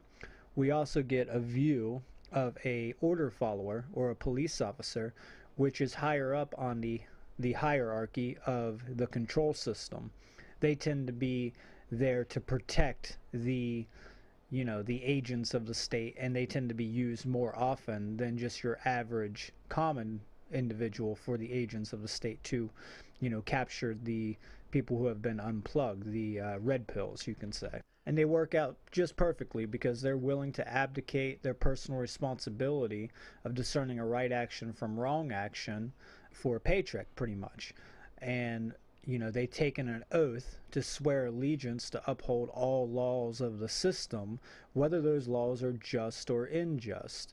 And that says a lot about their moral character, their moral integrity. All these people are just blind, obedient servants of the state and of the system. Morpheus states, the Matrix is a system, Neo. That system is our enemy. But when you're inside, you look around, what do you see? Business people, teachers, lawyers, carpenters, the very minds of the people we're trying to save. But until we do, these people are still a part of that system, and that makes them our enemy. You have to understand, most of these people are not ready to be unplugged, and many of them are so inert, so hopelessly dependent upon the system, that they will fight to protect it. Were you listening to me, Neo? Or were you looking at the woman in the red dress as a woman in a red dress passes him during this conversation? This scene brings to mind another great quote by Gustave Le Bon from his book The Crowd. He says, "The masses have never thirsted after truth. They turn aside from evidence that is not to their taste, preferring to deify error if error seduces them. Whoever can supply them with illusions is easily their master. Whoever attempts to destroy their illusions is always their victim. An individual in a crowd is a grain of sand amid other grains of sand, which the wind stirs up at will."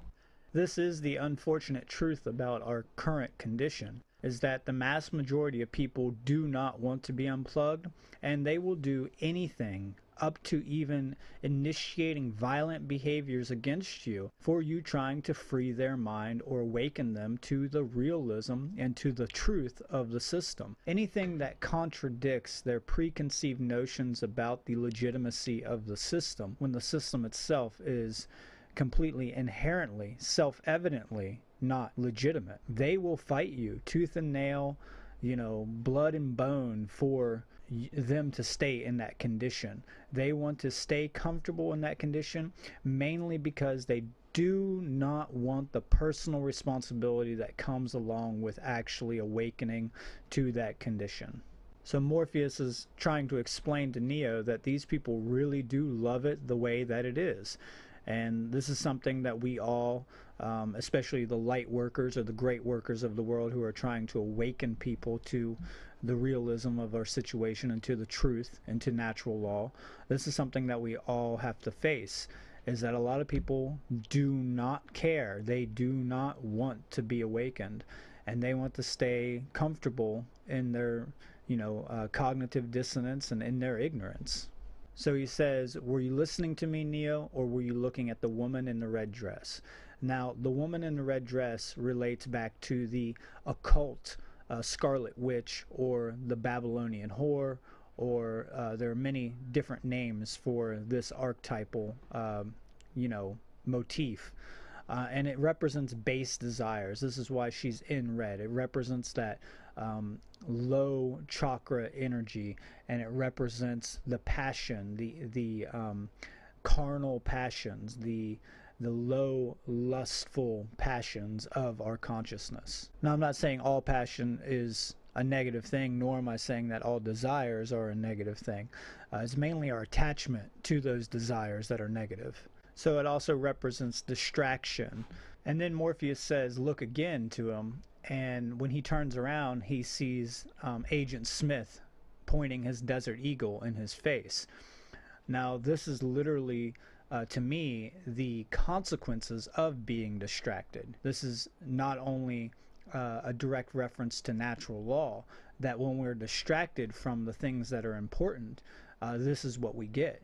Harm will come to us because of this, or the potential of harm will come to us because of this. He's also trying to tell them that the agents of the system can be anybody, that they could be the most beautiful woman walking down the street, or your average business person, etc. He says that this is a training program designed to teach you one thing: if you're not one of us, you're one of them. And this is the sad truth about the situation of our society, is that yes, it is. If you are not in alignment with truth and natural law, then you literally are against that.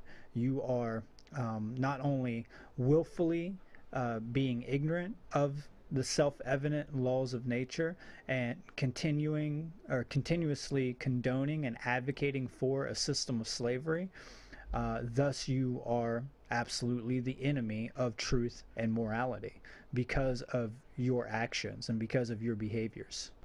In this scene, we see doves flying above Neo's head, and the dove is symbolic of purity or a higher state of consciousness. It's also a reference to the Holy Trinity in the Christian tradition. So moving on. Now, the ship where the crew actually resides is known as the Nebuchadnezzar. This is Hebrew. The name is Hebrew, and it actually means to protect the eldest son, which is derived from the god's name Nabu, combined with Kaduru, the eldest son, and it means to protect, simply. So it means to protect the eldest son, and the eldest son happens to be the individual who gets the inheritance, right? So there's some symbolic references to this, and I feel that it's not specifically speaking about the age, even though it does, have context of age. I think it's more about the most enlightened. It's the protector of Neo. It's the vessel which carries the crew members to their destination and also has the defensive capabilities to fight against the machines.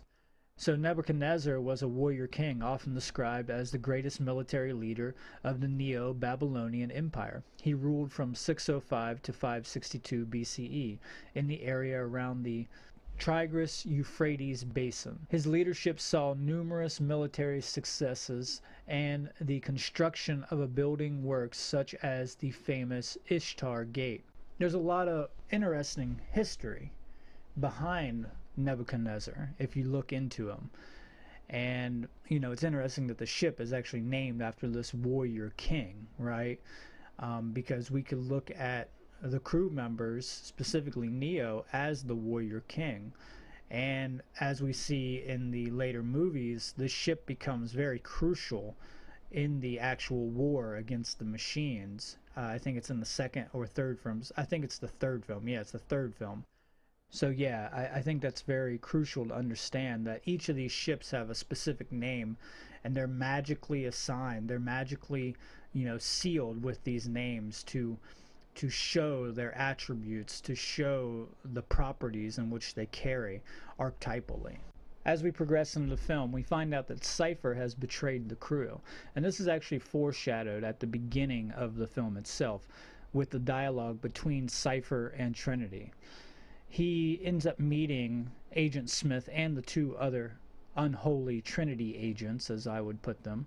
The three viruses of the system, or actually the three antivirus programs of the system, because in this context, the viruses are actually those who have awakened in the system. So he is at a fine dining restaurant eating a steak, which is very symbolic and allegorical. We see this very common in many films where, the evildoer, the elite capitalistic scumbag, or, somebody who has done wrong, or a murderer, a serial killer, a sociopath, they end up eating a steak.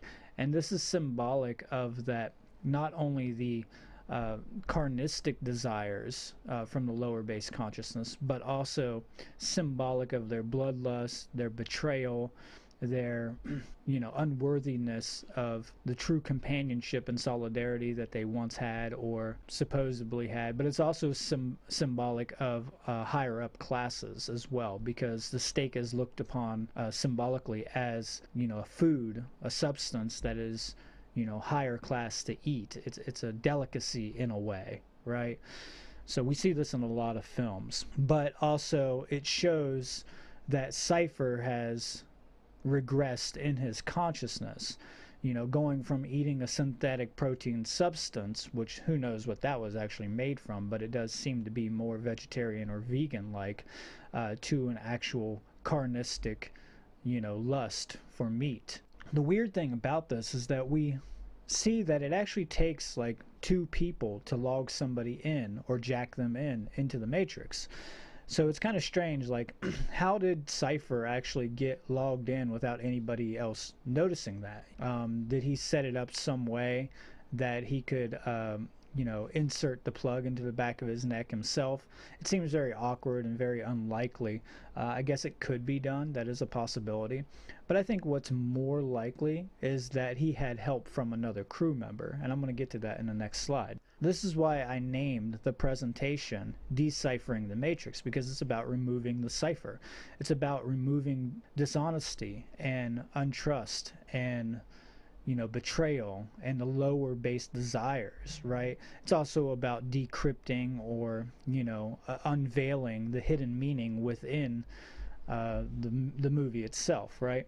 So it's kind of interesting that, Cypher, his name is Cypher, which means that he's coded. He's a cipher. He's a mystery that you have to, decode or decipher, right? So there's some green language to that. There's some allegorical importance to his name as well. Ideologically, we find out that Cypher wants to live in the illusion. He would rather live through his ego illusions by being plugged back into the Matrix than actually face the reality of the situation. And one thing I always asked is why? What drove him to this place of consciousness? And the more research I did, the more I found out that there actually was some things that led him down this path. One thing is that Morpheus had already went through, I think, 4 or 5 other people that he thought was the one, and they all ended up dead. And there's actually, a reference to this in the screenplay. There's actually some reference in the screenplay to this idea that Morpheus had led, 4 or 5 other people that he thought was the one to their deaths by awakening them. And this also gives more power and potency to the idea of pulling out somebody who's not ready, who's already been attached to the system for so long. Usually you wouldn't pull out anybody who was attached to the system for many, many years. You would want to get them while they're young so that their brains are malleable, right? Or they can really activate that neuroplasticity so that they can, re-govern their own brain, so that they can reprogram their own brain. Cypher himself is a hedonist. He's an egotist. And he also is betrayed in his own mind. It's not a real betrayal, but in his own mind he feels betrayed from Trinity because she ends up falling in love with Neo.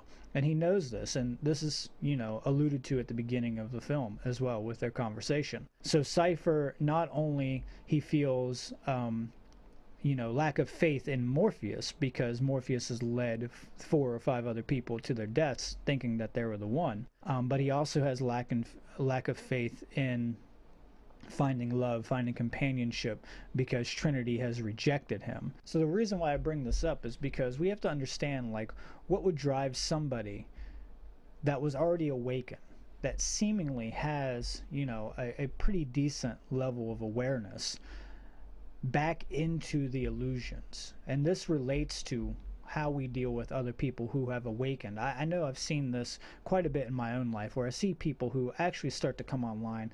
They even, get to the level of understanding natural law to a certain extent, though I wouldn't say that they understand it, but they know of natural law. And then the next thing you know, they revert back into their conformist mentality. And I do believe it has a lot to do with being comfortable. I believe it has a lot to do with the ego run amok, and I believe it has a lot to do with the absolute lower frequencies of the body and old programs and old habits taking over the individual's body. And I also believe that people just like to be in a state of ignorance or bliss, where absolutely ignorance at some level can make you blissful, but that's because you're not paying attention to what's actually going on. So there's a little puns in bliss here, which is be less or be less, right? So when you're ignorant and you're in bliss because of ignorance, you are being less than what you should be. We must find out the reason why, or the causality for these types of symptoms for a person who becomes awakened and then decides to go back to sleep. I think a lot of it also has to do with deep-seated trauma that has not been dealt with. So I think a person like this is actually in immense pain and suffering in the internal realm. And we must be very empathetic and try to reach them to the best of our abilities, and also pay attention to the signals and symptoms of these people so that we can preemptively know, the potential for them to betray us or for them to betray the truth. This is also a great allegory of what's going on in today, where we're living in a complete proxy world, and more so are we stepping into the world of artifice, where the natural world is becoming, in a way, in our own minds, obsolete. I think that the conversation between Agent Smith and Cypher here is very important, because we understand that he, wants to believe in the artificialness so much that he's willing to actually kill other people to do that. He's willing to kill his own friends or family. I would consider them to be a family, to actually get back into that. And that's how powerful these desires are. That's how powerful the attraction of being comfortable can be. This actually can tie back into everybody in the Matrix as kind of your enemy. Well, also some people that are out of the Matrix can be your enemy as well, so don't forget that. Just because you've awakened to the idea that government is corrupt doesn't mean that you're enlightened. It doesn't mean you actually are enlightened. It just means that at some level you've gained some awareness, but it doesn't mean that you truly understand yourself. It doesn't mean you've done your shadow work. You know, there's a lot more things that play into what true enlightenment is. Just because you know government is slavery or that it's corrupt doesn't mean that you are an enlightened being and that you've actually raised your consciousness to a high degree. And this is a perfect example of that. So going back to the idea that he wasn't working alone, I believe that Mouse actually was the person who was helping him out during this situation, and it's kind of hinted at in the film. He actually is a hedonist as well. He's the one who created the girl in the red dress, which, you know, implies that he has these carnal desires in himself, you know, and he has this discussion with Neo at the dinner table where he's talking about, you know, not repressing these parts of ourselves. Well, yeah, I don't think that we should. I think having desires is fine.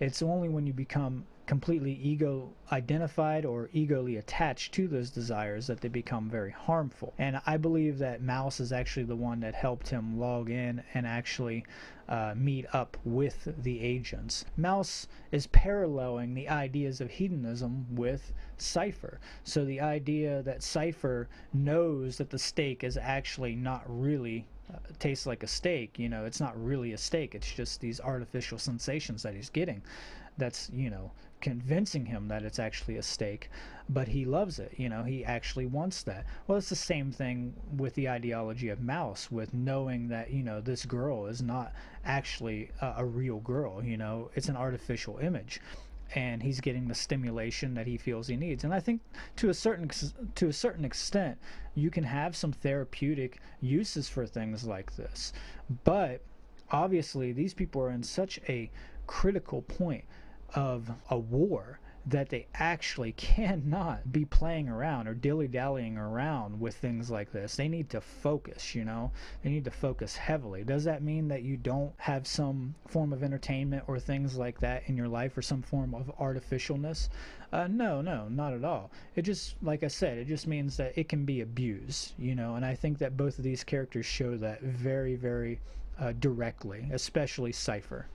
Another thing to keep in mind here, why I think Mouse is actually part of Cypher's plan to relog back in, is because of the shape of their glasses. If you actually look at everybody's glasses, and the glasses represent the people who are not part of the system, but there's two different shapes of the glasses. One is more squared, which is like the agent's glasses, and we see that Cypher and Mouse have these kind of square shaped glasses, whereas the rounder glasses actually are the people who are awake, the crew. Neo has round glasses, Morpheus has round glasses, and I think this represents that aspect of care, because the circle or curvature represents that feminine aspect, whereas the squareness represents that mechanical or imbalance of the chronic masculine aspect. That doesn't mean the masculine is evil, it just means that they're in a chronic imbalance of the left brain, whereas I would say that the other side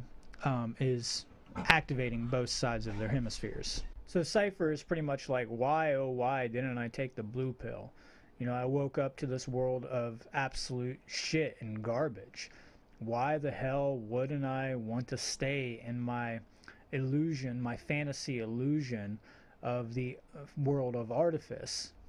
So he's lost all the courage and all the willpower to face the real. He doesn't want to be a part of this world anymore, and he would rather, like I said, indulge in his hedonistic pleasures than to actually go through the rugged path of true awakening, which is symbolic of him going back to sleep. So this is all about either being awakened or going back to sleep. So he is literally asking for someone to put him back to sleep. Actually, kind of like a little baby. Also, he asks in this deal, or pretty much demands more like it, that that he is going to be rich and somebody well off, somebody famous. So this also ties in with that whole psychological mindset. One of the next scenes is Neo is being taken to the Oracle. Now we're going to talk heavily on the Oracle in part 2, so I'm not going to spoil that here, but there is a lot to the Oracle, and a lot of that actually doesn't come out until the sequel of this film. Neo meets a small boy who's capable of bending spoons with his mind, which is literally mind over matter. And this is because he's obviously been awakened. And I do believe that he's possibly a potential candidate of being the one. The lady that's there helping the Oracle says something to that effect. Neo is impressed by what this boy is doing, obviously, because the boy is obviously pushing his will upon this reality and changing it. So he goes to try to change it himself, and he's struggling with this. And the boy says, "Do not try to bend the spoon, that's impossible. Instead, only try to realize the truth." And Neo responds, "What truth?" And the spoon boy replies, "That there is no spoon." Meaning that you know that this is the Matrix, that the spoon itself is an illusion, that you have all the power. Going back to the Hermetic principle of mentalism. You know, that mind governs matter. But even in a digital realm, our minds govern the digital realm as well. As we see over and over in this film, we see another reflection, a reflection of Neo himself in the spoon bending. So to me, this is also saying that he must bend himself. He must bend his own internal mind to bend the spoon in the Matrix. So I feel that that's a very lost detail on a lot of people's minds, especially when it comes to mirror symbolism, because even when he walked into the Oracle's residence, you see another reflection of himself in the door handle. So keep an eye out for the mirror symbolism. And the boy actually states what I'm talking about, because he says, "Only then you will see that it is not the spoon that bends, but only yourself." Thus, in the mirror symbolism, you see Neo bending. So you have to change your mind and you will change the world. Be the change that you want to see in the world. So you have to change internally in your mind and in your heart to actually see the change in the external world.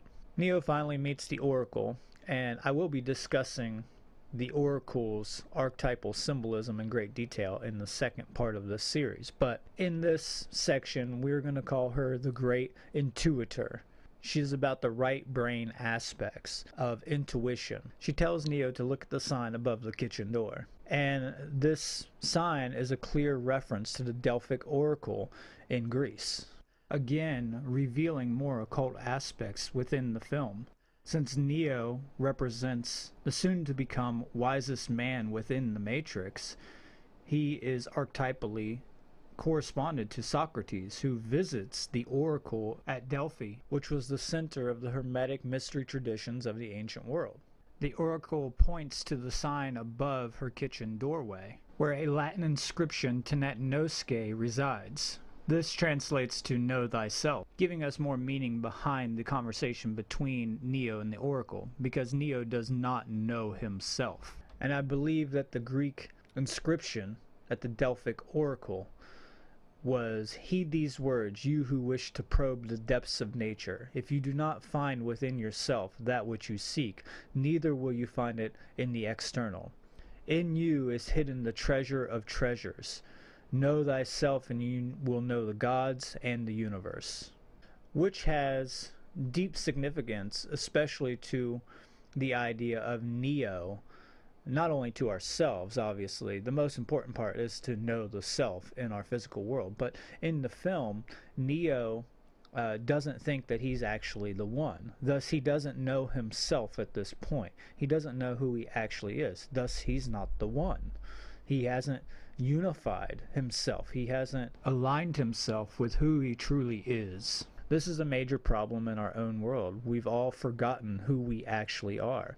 We don't understand what consciousness actually is. And this is why we continue to create an ignorance, not only because the knowledge is readily available to understand ourselves and to understand what we're doing in the world, what we're manifesting, but also because we refuse to actually listen to the information that is present.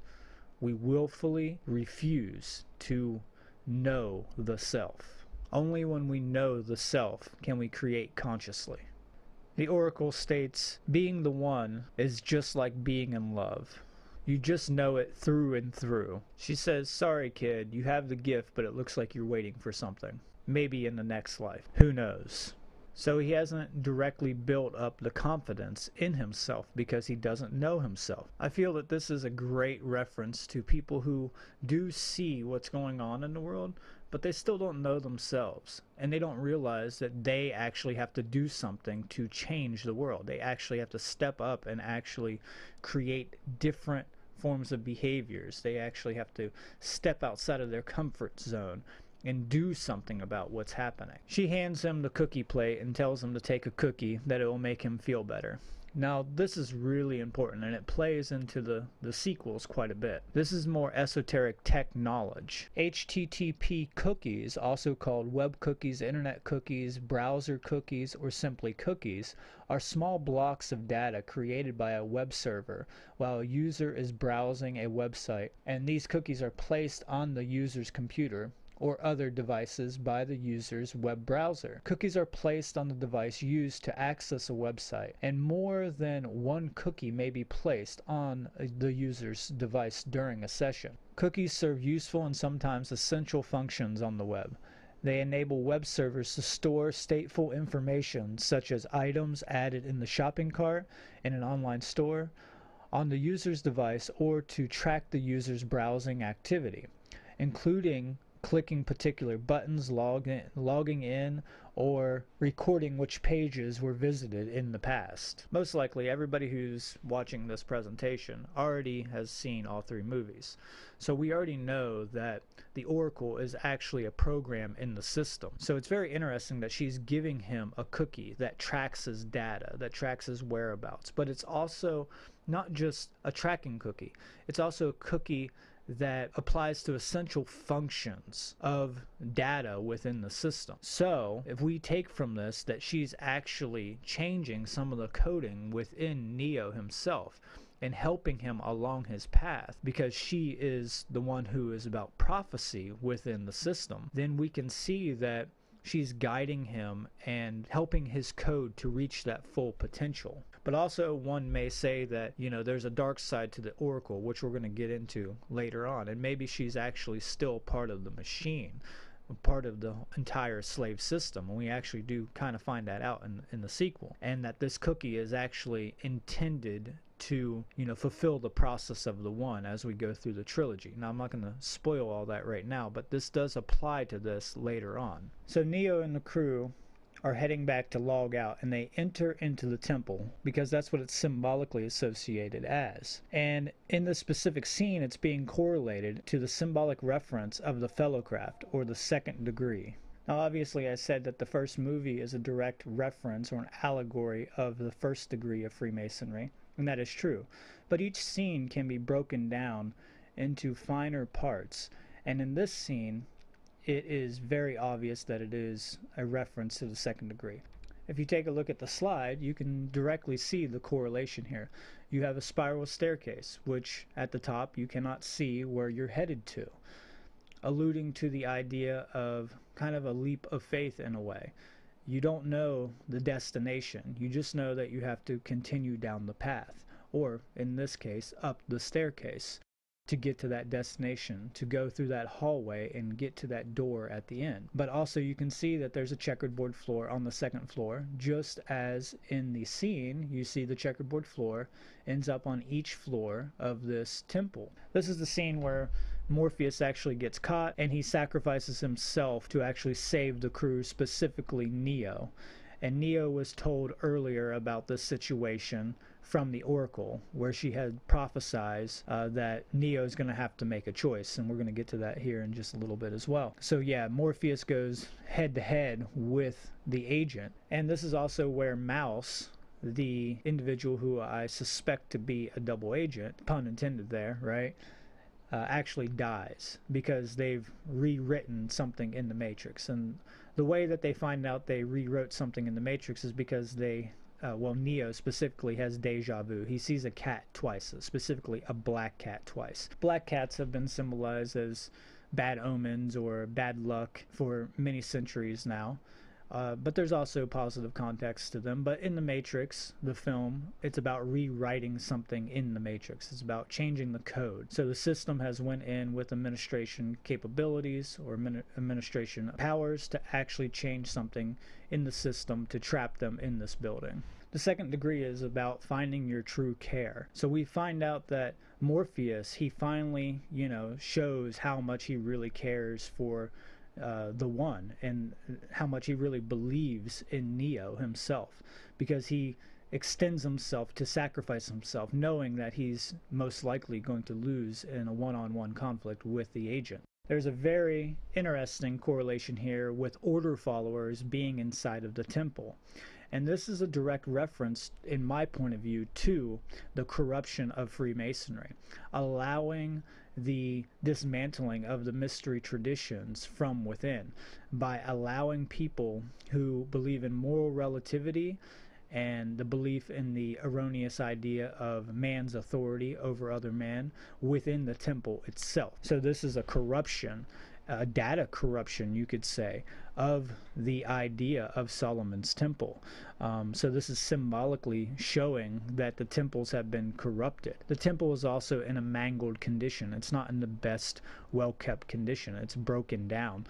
So this also can be alluded to the idea that the lodges have been broken down since the beginning, I would say, and that, having Order followers in the temple is completely antithetical to the true teachings of morality, which is what Freemasonry is trying to teach. It's also a reference to the temple and the knowledge being under danger, in critical danger, and how we have to protect it.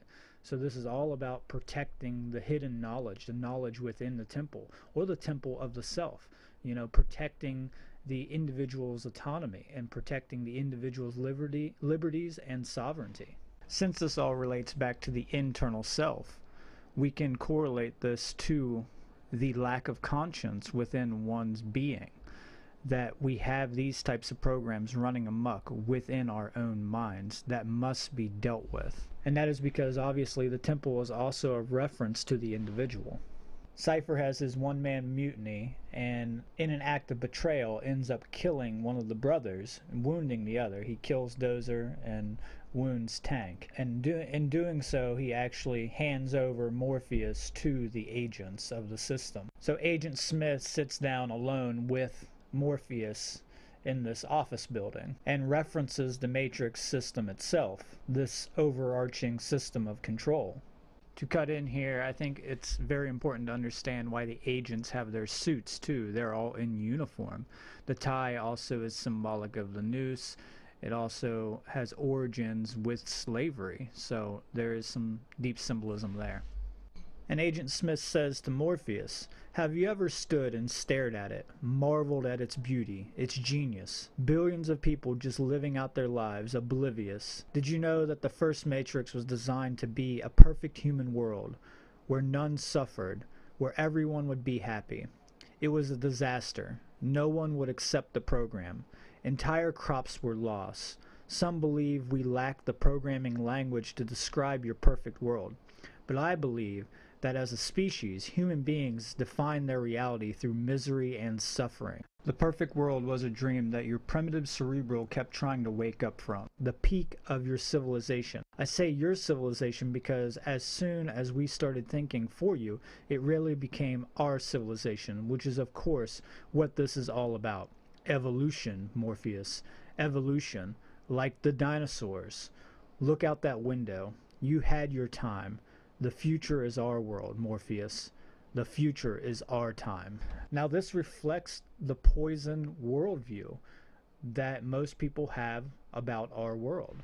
And to emphasize on this point, he goes on to say, "I'd like to share a revelation during my time here. It came to me when I tried to classify your species. I realized that you're not actually mammals.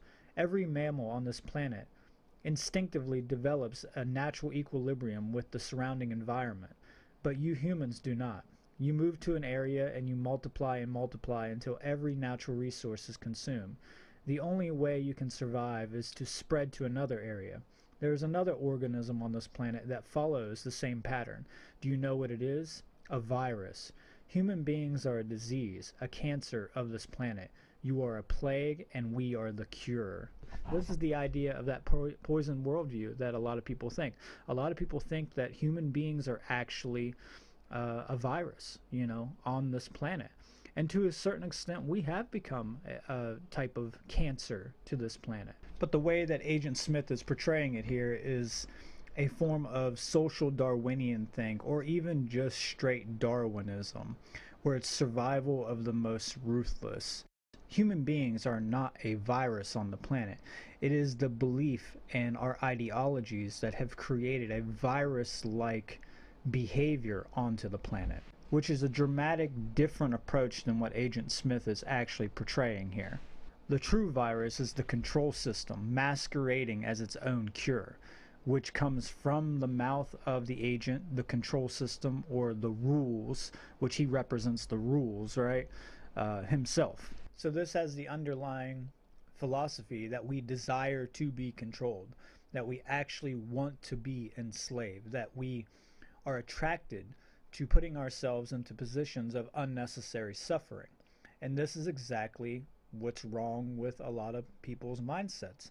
And this is what has perpetuated this system of slavery that we're currently living in. So yeah, he's not necessarily wrong, it's just his conclusions and his solutions to this are absolutely wrong. His understanding of human psychology is very limited. It's a very left brain approach to how the human psyche actually works, which is only part of the equation. Thus why his conclusion is actually incorrect. But this also has another kind of meaning behind it, which is that even though they had the perfect world where there was no suffering, etc., at some fundamental level, humanity instinctively and intuitively knew that they still were being controlled. So it's like living in a cage, but all your needs are met. Everything is perfect. You have everything given to you. You have everything to survive. So it's this perfect existence. There's no suffering, no struggles, etc. Everything is catered to you. And at some level, we probably intuitively knew that this was still a form of control. Even though that we're being well fed and well taken care of, we're still enslaved. So the way that they could hide that slavery is through actually putting it more out in the open, by making it a little bit more overt. So the system that they created, the new version of the Matrix, is actually kind of overt, but it doesn't give the entire picture.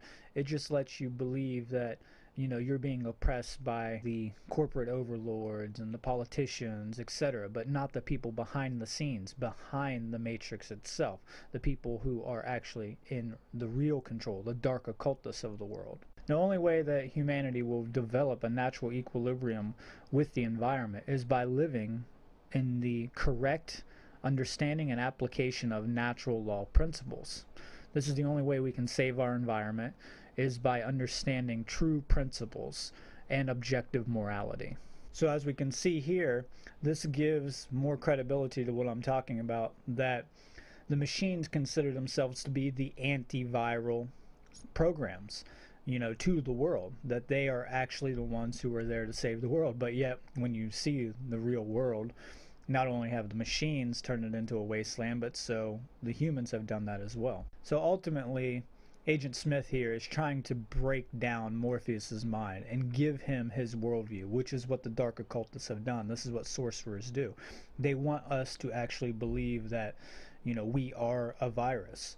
And as long as we believe that, then we will actually act upon that belief and then create certain systems and certain conditions because of that belief system. Agent Smith himself represents fear, hate, and death. But also he represents the control system, decay, entropy, breakdown, ego, narcissism, cataclysm. He's a proxy virus protection program and a virus himself. And these are the types of ideologies that he wants to implant into others. So Neo and Trinity go back into the Matrix to actually rescue Morpheus, and this is an allegory for rescuing truth. It's also the allegory for rescuing the mind. The mind is in danger, because he represents the mind, and he represents the potential for seeking truth, and he represents the truth itself as well, the one who reveals the truth. So this is all about rescuing a fundamental aspect of our consciousness. So in short, it's about keeping the truth alive. And there's a lot of themes in this movie about raising up to a higher elevation or a higher level, which represents raising in consciousness. So we see them take this elevator shaft up, and this is about them raising their, not only their motivation, their willpower, their resolve, but also raising their consciousness up to a higher plane of existence. This also can be a representation of climbing the hierarchy to meet face to face the people at the top of the pyramid, or in this case, the top of the tower, taking the elevator up to fight the elites. The cable can be related back to the noose of Freemasonry. I'm not going to explain that in detail here, but I do believe it has significance to towing, so it's about raising you up and pulling you up out of this lower level consciousness. So they finally rescue Morpheus with a helicopter and a really badass Gatling gun, obviously. The right of self-defense and to bear arms comes to mind when I watch this whole film trilogy, especially the scene where they ask Neo what he needs to actually go and rescue Morpheus, and he says guns, lots of guns. And yes, that is true. We all need lots of guns. Neo has to make a leap of faith to actually help save Morpheus. They both do, actually.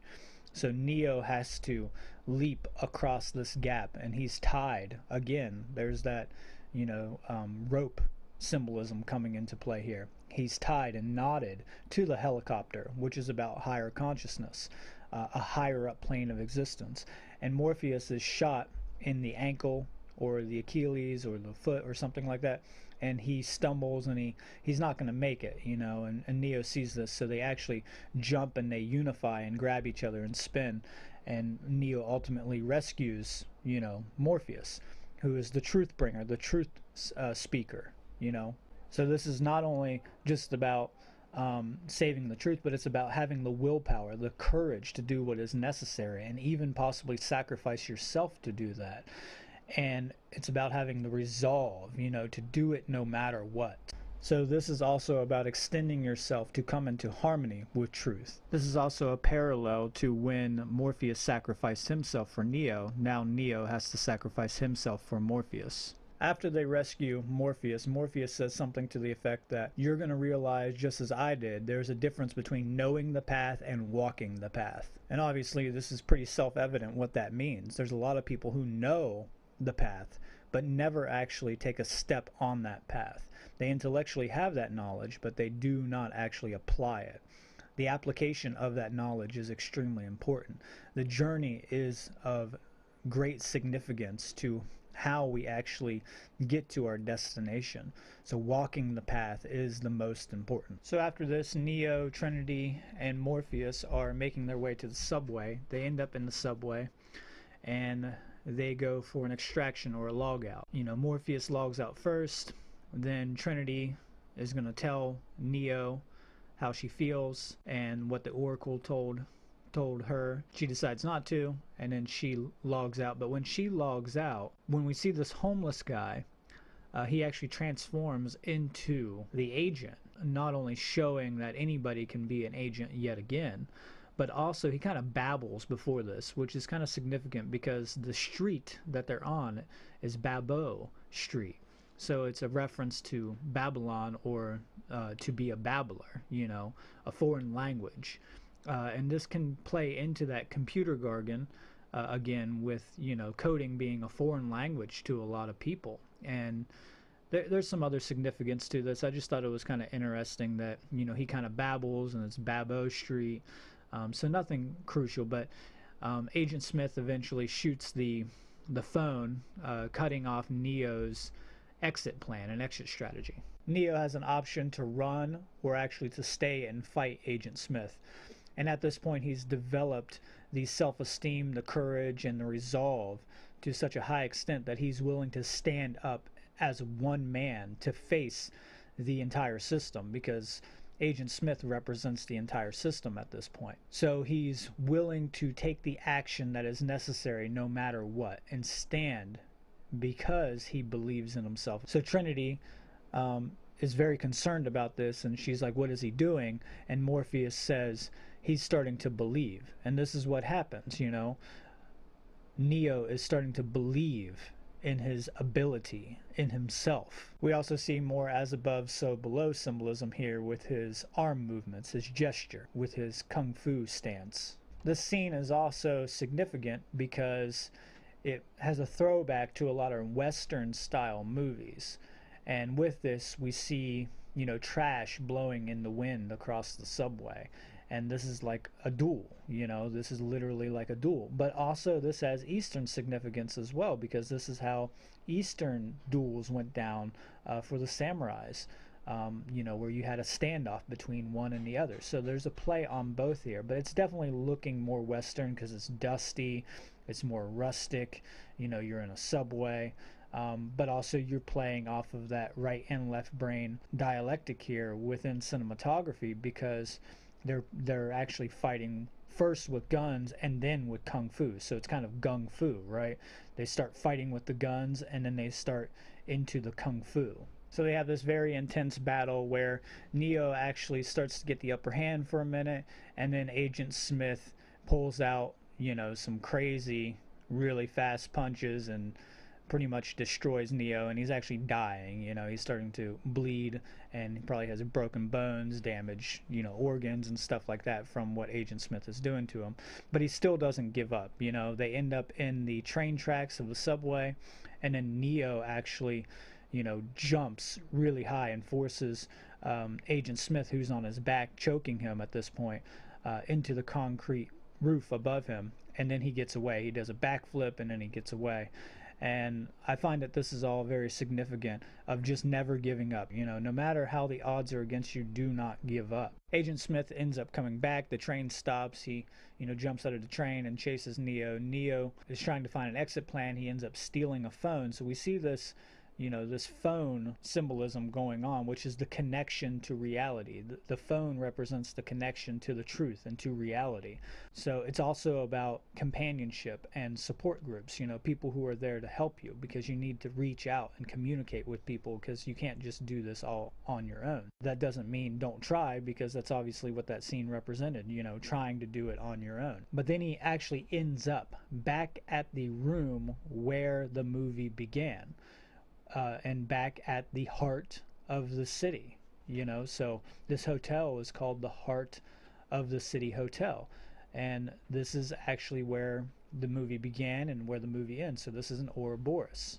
And as I pointed out earlier, 33 is the level or the illuminated degree of Freemasonry, which is the room number where he ends up. So Neo is shot by Agent Smith with his fancy Desert Eagle weapon that all the agents brandish, which I find is kind of interesting. But this is also about the 33rd degree, because the 33rd degree is about death and rebirth and resurrection, specifically to a new form of consciousness, a higher state of being. So he is shot and killed, and he is dead to this world of illusion.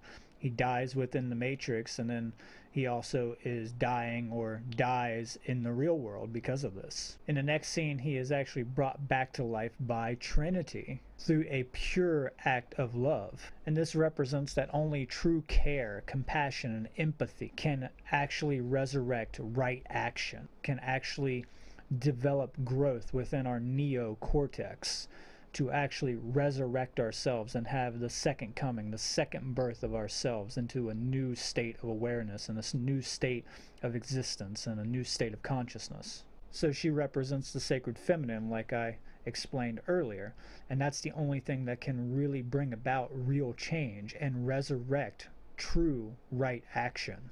When he's resurrected, Neo gains all these new abilities of the One, because he's actually become unified now in his state of consciousness, and he can actually see the code. The code itself represents the language of the birds, or the twilight language, or what's also known as green language in some occult traditions. He can read the code as well. He is the most proficient reader of the humans of the code, because he is fully activated. So he sees all the synchronicities.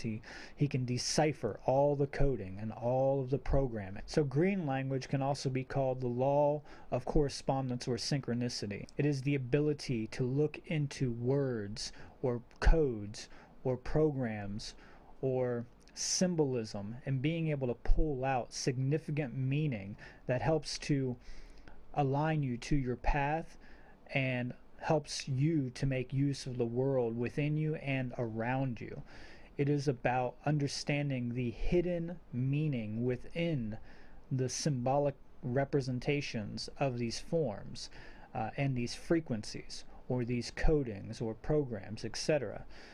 So it's about really being able to enhance your consciousness by seeing synchronistic patterns. So this is all about pattern recognition and being able to pull out meaning that is significant for being able to enhance your ability to deal with the situation that's going on, or enhance your state of awareness and your ability to do something about what's going on.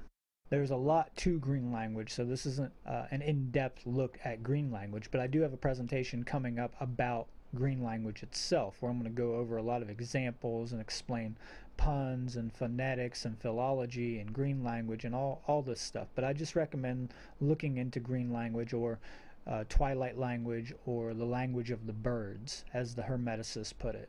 After he's resurrected, he only says one word, and it's the most important scene in the entire movie, and it's the lost word of the esoteric mystery traditions, and it's the lost word of humanity at this point. And you know what he says? He says no. And by doing this, he actually stops the digital bullets from hitting him. So this is the most powerful lost word. And in my point of view, this means that only when we stand up and say no, just like Neo has, to the control system, is the only time that will ever create real and positive change. I think this is very important to understand, that this is also about changing yourself in order to avoid bullets needing to be fired, because he doesn't use any guns in this. He just holds his hand out and says no. And I think that's very, very important, because all of my work and a lot of other people's work has always been to avoid any type of bloodshed. We need to get this done through the most efficient way possible, where we do not lose lives because of this. We do not want to seep into a bloody revolution. We want to actually educate people, because that's the only true long-term solution to these types of systems of control. Otherwise, they're just going to remanifest, and probably quicker than we've ever seen, because this is a new type of warfare that we're seeing. This is not the same old type of wars that we've had in the past. We are living in a very advanced society to a high extent, especially what type of technology that the governments are withholding from us, especially the military institutions and how the military agencies and how they're withholding these technologies from us. We're in a completely new territory when it comes to this type of warfare. So we really need to be very proficient and very strategic and very prudent when it comes to what we're trying to do. It is our right to act in self-defense, obviously, and that's what this movie is about, acting in self-defense. But we have to do this through the correct method. Otherwise, we're just going to end up right back where we were. This scene also parallels the scene we just saw with Neo and Agent Smith, where they're in the subway and they're standing off against each other. There's many parallels in these films, and that's something that you should definitely pay attention to. So we actually see that Agent Smith runs up and starts trying to fight with Neo. And symbolically, he ends up fighting Agent Smith, or the control system, with one hand behind his back. So it's become much easier for him, because he has new sight, new vision, and he knows exactly what he must do in each situation that is, required of him, and how much energy he should put into that. Because there are certain things you can change, and there are things that you can't change. And you have to have the courage to change the things that should be changed, and embrace and accept the things that cannot be changed. Neo actually dives directly into Agent Smith's gut, or being, and he actually blows him up from the inside. But before this happened, Agent Smith's neocortex actually lights up and bubbles up and explodes. And, I believe that this is symbolic of destroying the system by reactivating our neocortex, by stimulating true growth within the neocortex. And the system cannot maintain that. It can't have any boundaries for that type of growth. And Agent Smith, his form, represents those types of boundaries, so it cannot contain the growth that is taking place within him because of an awakened being within him.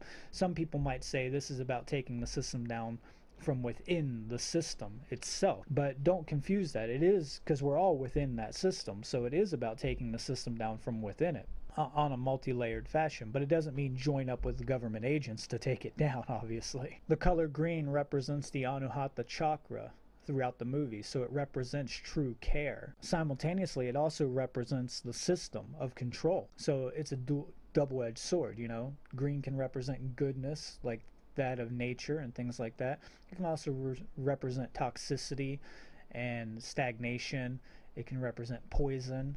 Green represents growth at this level, though. We have to actually reach the people within the system through the heart energy, through true compassion, through true empathy, through the green frequency of care.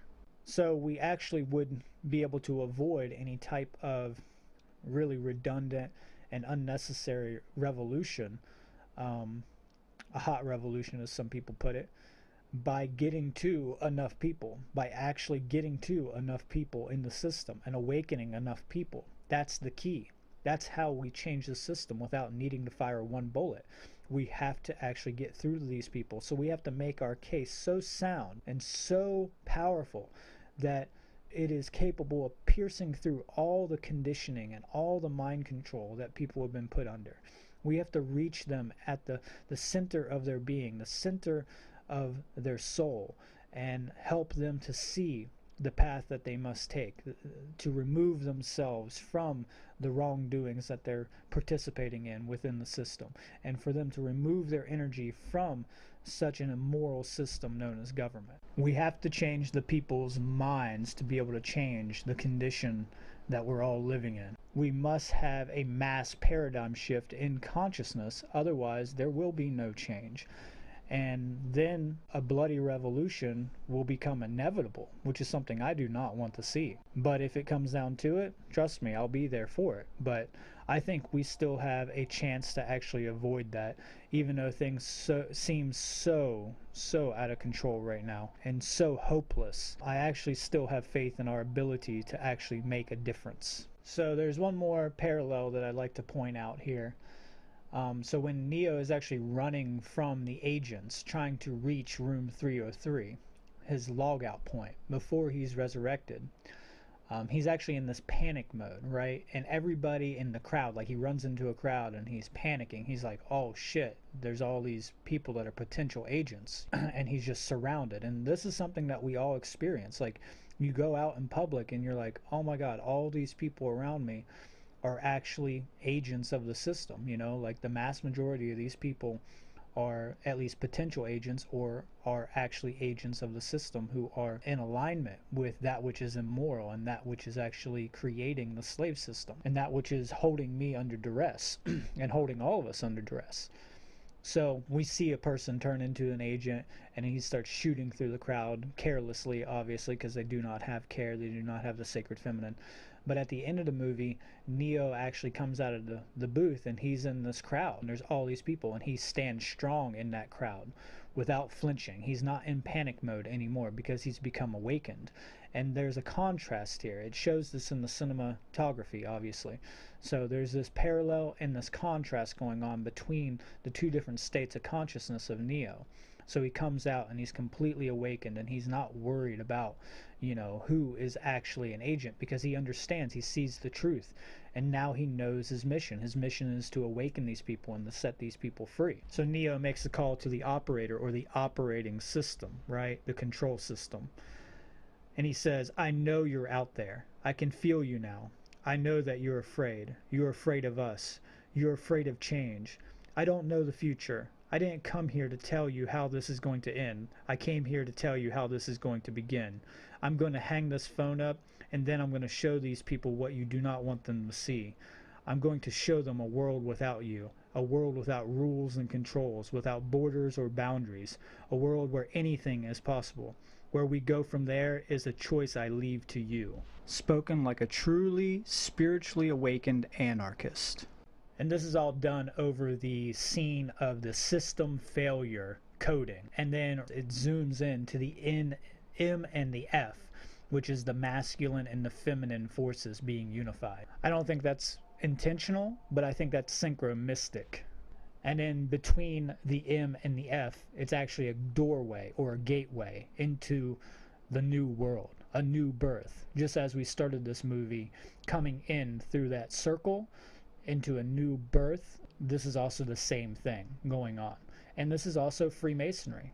So I'm going to end it here, obviously. System failure.